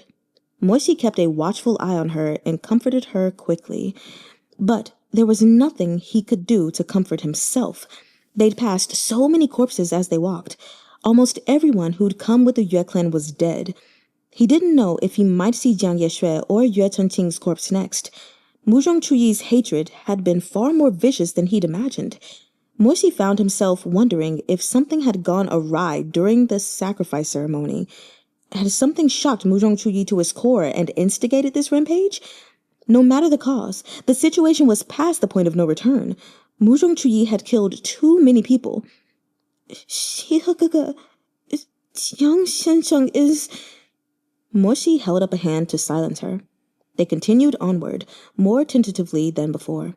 If Yue Juntian's corpse was here, the sacrificial burial ground must be very close by. As they rounded a massive stalagmite dripping with water, a familiar voice echoed from the depths of the cave. You know the feud between us better than anyone. There's no need for me to lay it all out for you. MURONG CHUYI? Morsi and Lan'ar gazed out from behind the stalagmite. At the same moment, Morsi reflexively put a hand over little Lan'ar's mouth to muffle her scream. Little Lan'ar was on the verge of a breakdown. At the side of the blood pool roiling with resentful energy, they could see the back of MURONG CHUYI's white-robed figure, longsword in hand. Before him were two people tied with binding spells. The first sat in a wooden wheelchair, his face bone pale and haggard. Jiang Yexue. He was wounded heavily. Like lotus root colored robes were mottled crimson with blood, and his disabled legs were thoroughly drenched in scarlet. The second person knelt off to the side, his face splotchy with tears, and his eyes wide and wild.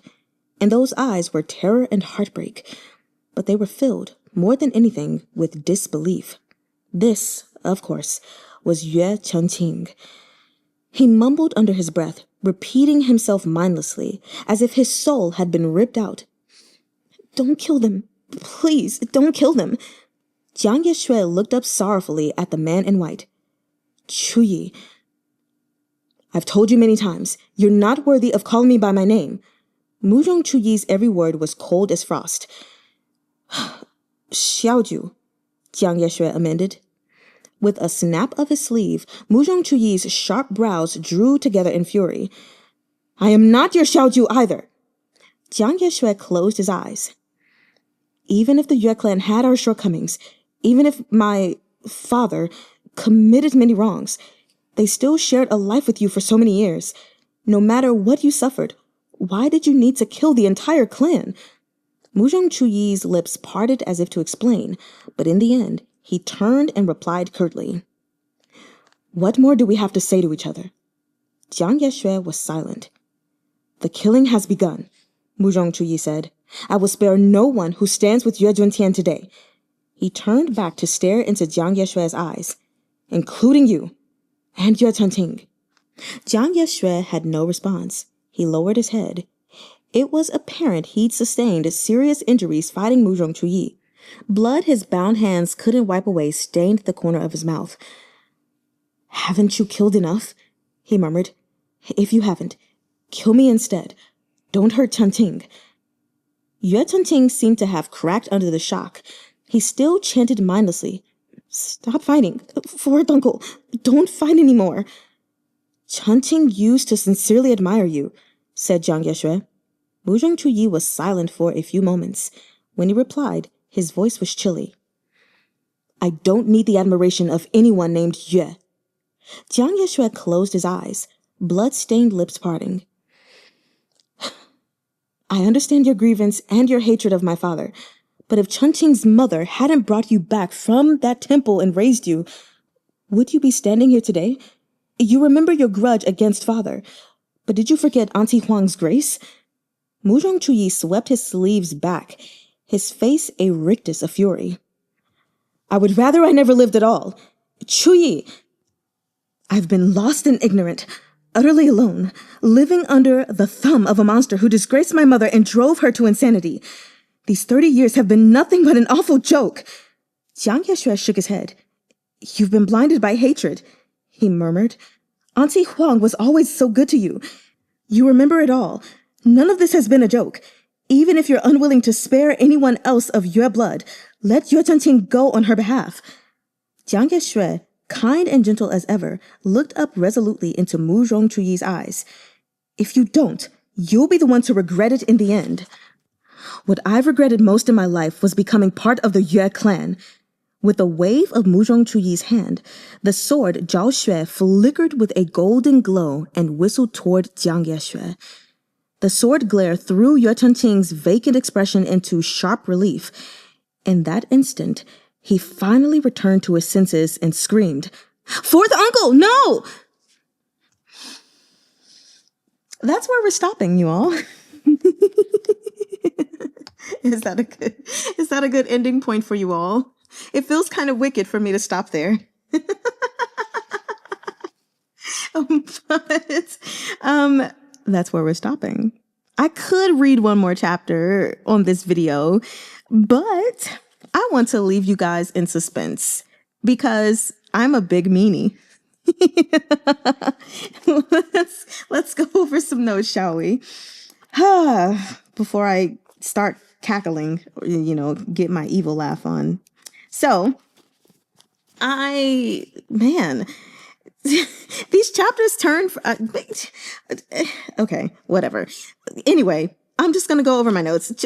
Page 15, we're going all the way back before they get to the city of Lin'an, right? We're still in Chonghua, and Murong Mengzi is talking to Mo Xi about Goo Mahn's condition, and, you know, his mind is basically gone. He's Wolfgaga again, and I never thought I would be so sad to see Wolfgaga return, even though there were some really adorable moments. But anyway, so one of the things that I have here highlighted is on page 15 when, you know, she's thinking about all of the scenarios that she's encountered with people who are losing a family member due to some disease or whatever, death, period.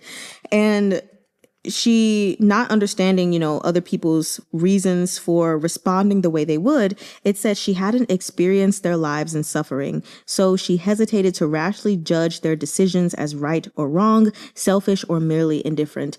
And that garnered some respect. I mean, I already respect her ultimately as one of the main female characters of this story, but it was just one of those things like she's not quick to judge. It's not to mean that she doesn't judge, but I just like that when she comes across a scenario that she does not have knowledge on, she is slow to speak on it or slow to like form opinions. And it kind of reminds me of myself because when I am unfamiliar with something, I don't really like to cast judgment right away. I don't like to speak on things that I have little information on.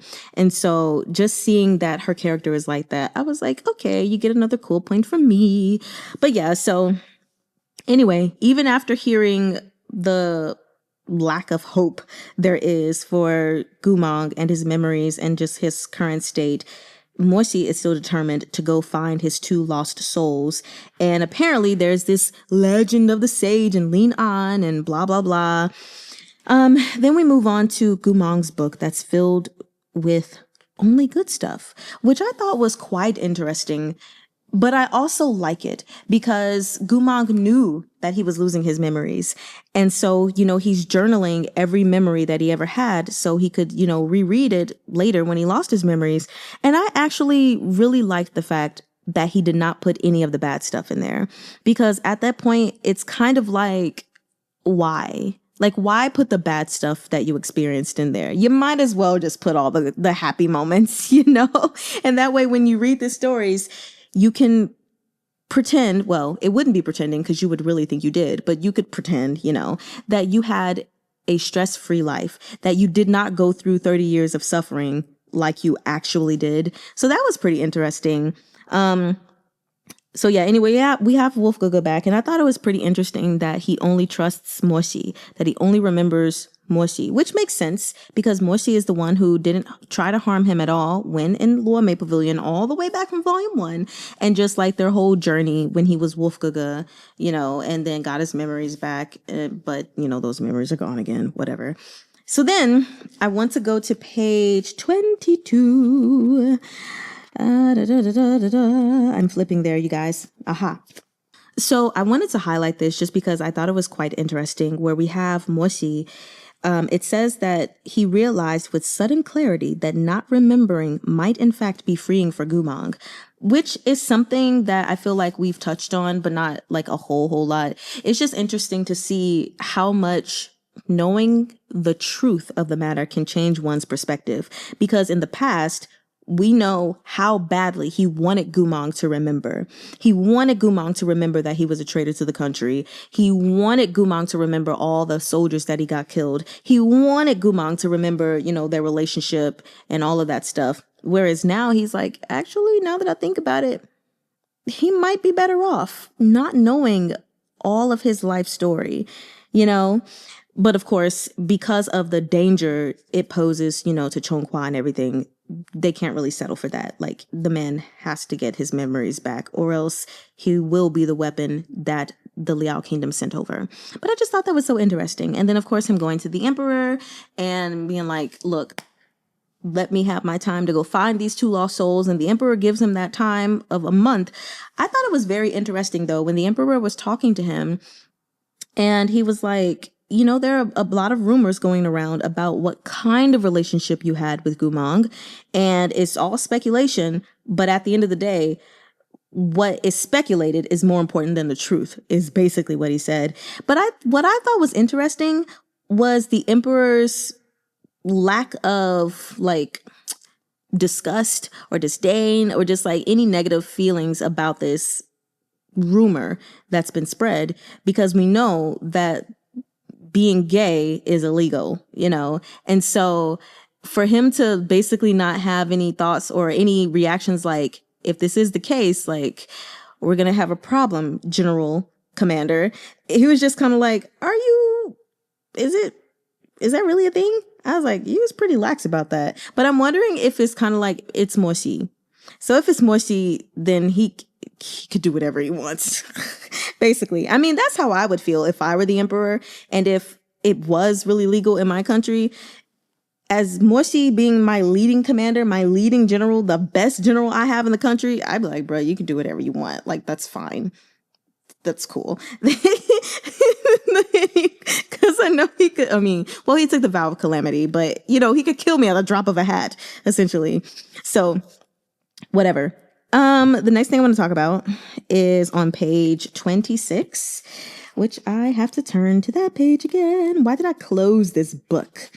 Yes, we have it here. I like the way Meatbun writes. Y'all already know that, because chapter 1 of volume 1 is called Stain. And then in chapter 161, which is entitled Lies, we have it at the end of this chapter where Morsi realizes Goo Mahng was not his stain, but the light in his heart that had never gone out. And I just thought it was so interesting how Meatbun likes to go back to things that were referenced earlier and like bring them in, even if it's just something very simple, that it's not some grand thing, but just remembering like it was written, his only stain was Goo Mahng, where now it's here. It's like Goo Mahng was not his stain. So I was like, anyway, then really randomly while I was reading, it really truly has nothing to do with what was being read, but I just wondered for a second, and maybe it's because of some things I was watching on TikTok earlier. What if Meatbun is making me so suspicious of Jiang Yexue as him having done something so wrong or bad to distract me? What if she keeps making him suspicious to me on purpose when there's really someone else and he is just like the quote unquote scapegoat or something? I don't know. But what if I'm paying attention to the wrong person? Nevertheless, I'm still very suspicious of him. Has he done anything in these chapters? No, he hasn't. In fact, he basically hasn't been around until the time he's tied up with, by MURONG CHUYI, about to be killed. But I'm going to stay suspicious. I just wanted to mention that I could see Meatbun playing with me and being like, I'm going to make Mari very suspicious of this character. And he really, truly is going to be the most innocent, most loving, kind, and gentle character in this entire series. And if that's the case, I'm going to go find her and I'm going to share some choice words with her. Or like, anyway. That was a side point, but as I was reading, that thought came up, and I don't even remember like why it did. But y'all know how I feel about Jiang Yexue. So anyway, going on to MURONG CHUYI's origin story and the Chu family, it was funny because when I saw this title, what was it called? The Chu clan's past. My brain immediately thought, oh, we're about to learn about Goo Mahn's mom. Well, we did, but it was from MURONG CHUYI's. Bruh, I don't even know what to say right now. How do I word this? So we already find out that Goo Mahng is half brothers with MURONG Lin'an because they share the same father, even though they share different mothers, right? One is a commoner, one is nobility, whatever. Now we find out that MURONG CHUYI and Goo Mahng are related. They are cousins, even though they keeps referring to him as like Guga or brother or whatever. But that's very common. They're related because MURONG CHUYI's mother is the sister to Goo Mahn's mother. Both of these most beautiful women in Lin'an. Okay, so first I will say that I'm very happy because Goo Mahng does have a family member in this world, and MURONG CHUYI has a family in this world. when they both think that they're all alone.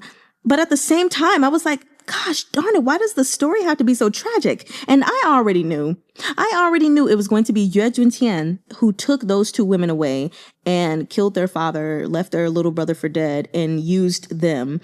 I knew it. And I was just like, this is not going to be good. But now to get more insight on why he was so against Miss Chu and MURONG CHUYI being together, I'm like, it makes sense. You committed some egregious, I think, crimes, and you didn't want this information to get back to the emperor. So that's why everything that happened with Miss Chu, Goo Mahnng's Miss Chu, happened.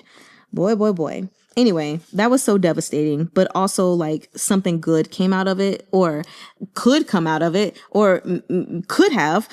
I really don't know now after everything that comes after that. So, anyway, let me look at my notes again.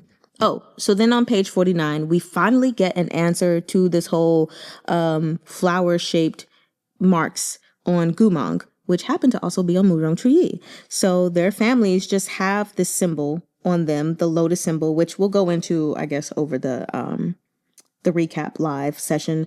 But it was just nice to know where that origin was and why Jiang Fuli recognized it. So then I just want to say, going to page 56, after MURONG CHUYI found out about his family, he discovered that, okay, yes, his mother, dead. His grandfather, dead. His auntie, dead. His uncle, alive. But doesn't remember, because he was too young, doesn't remember the tragedy that befell the family. So he's living a good life with his own family, his own wife, his own kids and everything. And so on this page where it's basically talking about, like, of course, he thought about seeking that family member out. But when he thought about it and him just already living such a nice life, he didn't really want to insert himself into that life awkwardly and be like, oh yeah, by the way, this is the real history of our family. Like, your father was brutally murdered trying to protect your sisters, and they were taken by this nobleman who raped them and got one of them pregnant and this and this and that. Like, he was like, I just think that's unnecessary. I don't need to go find that family member. And you know what? I agree. You don't need to go find that family member. Leave him alone. So there's that. And then on page 61, when we get to another statement, which is very important to me, it was Mosi when he went to go see MURONG CHUYI at his mother's grave. And he was letting him know, like, hey, Goo Mahng is your relative, and you're trying to go out and get revenge and everything. But what's more important, getting your revenge and then being imprisoned and then executed, or going to see this actual family that you have? And he says, I can support him by remaining by his side, but you're his family by blood. There are some things you can give that I never could. And I thought this line was so important because personally, I'm not saying it is the absolute truth, but I believe that this is a very true statement. I think about like my personal life, which is why I love this series so much, because there are so many relatable things that Meatbun puts in here. But with me growing up the way that I did in isolation, I got used to being like, of course I had some friends. I hung out with them sometimes, although it was mostly at school. But I grew up with, mom, stepdad, sister, then sister, then sister, brother, although I eventually went to college. And then eventually it was me and my husband. We were in college, and then we moved to a place where we basically don't have family. And just over the years, I had become very lonely. And it was one of those things where we spent time together faithfully. We did things together. He's my best friend, all of that stuff. But I still felt deeply, deeply lonely. And it wasn't until I finally reconnected with my father and my sister, and then eventually like the rest of my family, that I finally started to not feel lonely. Because it's like, yes, your significant other is the one that you're spending your life with. You know, they are the ones that you should be able to go to with anything, for everything, blah, blah, snore. But having only one person to rely on, knowing that there's family that doesn't want you, or family that doesn't care about you, or family just out there and you don't know what's going on, it is something that is just like very nerve-wracking for the psyche. So I appreciate Morsi saying like, he needs you. Your brother, cousin, your brother needs you. Like, please think about your actions before you do them, because he won't have anyone if you commit this crazy crime of killing Yue Juntian. You're going to be executed. But what does Murong Chuyi do? He decides to kill the entire Yue clan anyway. After he told Morsi that he wouldn't do anything, there was the ritual they had to do at Juntian Cave, and then he would see Goo Mahng the next day, and then he would do something to Juntian. But that is not what transpired. Instead, he killed everybody. These innocent people, like the people that just served the clan, and then the people that were a part of the Yue family, and then even down to Jiang Yexue and Yue Chenqing, who have done nothing but show him love and respect, especially Yue Chenqing, who has always admired him and wanted, like, he gave him so much praise and wanted nothing but his love and care. Like, you were that upset about your family history and what Yue Juntian did to you that you're willing to kill the innocent people in the scenario just because they are related to him. Which technically I get it. He did say, I will kill anyone who stands by his side. I mean, they're not standing by his side. You got them tied up, and all Jiang Yexue is asking basically is that you don't kill Yue Chenqing. He's like, you can kill me and let him go, because he's done nothing but love you, even though technically he's also done nothing but love Murong Chuyi. But Murong Chuyi is clearly blinded by his anger. And I don't know, something feels off, because I never pictured Murong Chuyi to be this kind of person. It makes sense that he would be this kind of person, but I just didn't picture him to be this kind of person. And so I'm like, is there something else going on? And what? I don't know. And the other thing is, I know this is really random, but when Morsi went to go get breakfast, and this random out-of-towner, as I kept saying, was asking questions about the Yue clan, is it odd of me to find this person suspicious just for asking questions? Am I being too suspicious of everybody? Like, I'm already suspicious of Jiang Yexue just for not cleaning the dust off of his wife's memorial tablet. No, I'm kidding. It's much deeper than that. But now I'm suspicious of a random out-of-towner who's asking questions. But I don't know. Maybe it's because Meatbun kept referring to this man as an out-of-towner. So anyway, that is that, you guys. We have made it through to page 80. This book is going to be finished very quickly. I can see that. Honestly, it may be like a last minute thing. I'm going to see. We might do a read along on like Thursday or Friday. Otherwise, we probably won't get a read along for this volume, because there are only 300 pages to read in total. And so, yeah, that's literally like, it's not a lot of pages to read. So, I mean, a little longer than the previous volume. But anyway, that's all. I hope you all enjoyed these chapters. And we know that Jiang Yexue is not going to die, right? Right? Of course he's not. Because Meatbun wouldn't do that. It's not his time to die. I still need to know what suspicion he has, whatever it is. I need it to come to fruition so I can say, after 6 volumes of reading, that yes, I knew he was fishy. So he can't die right now. Obviously, Morsi's going to step in and like, cling, he's going to lock that down. So anyway, I hope you all enjoyed these chapters. I will talk to you all next time. I love you. Te amo. Saranghe. Wa ainimen.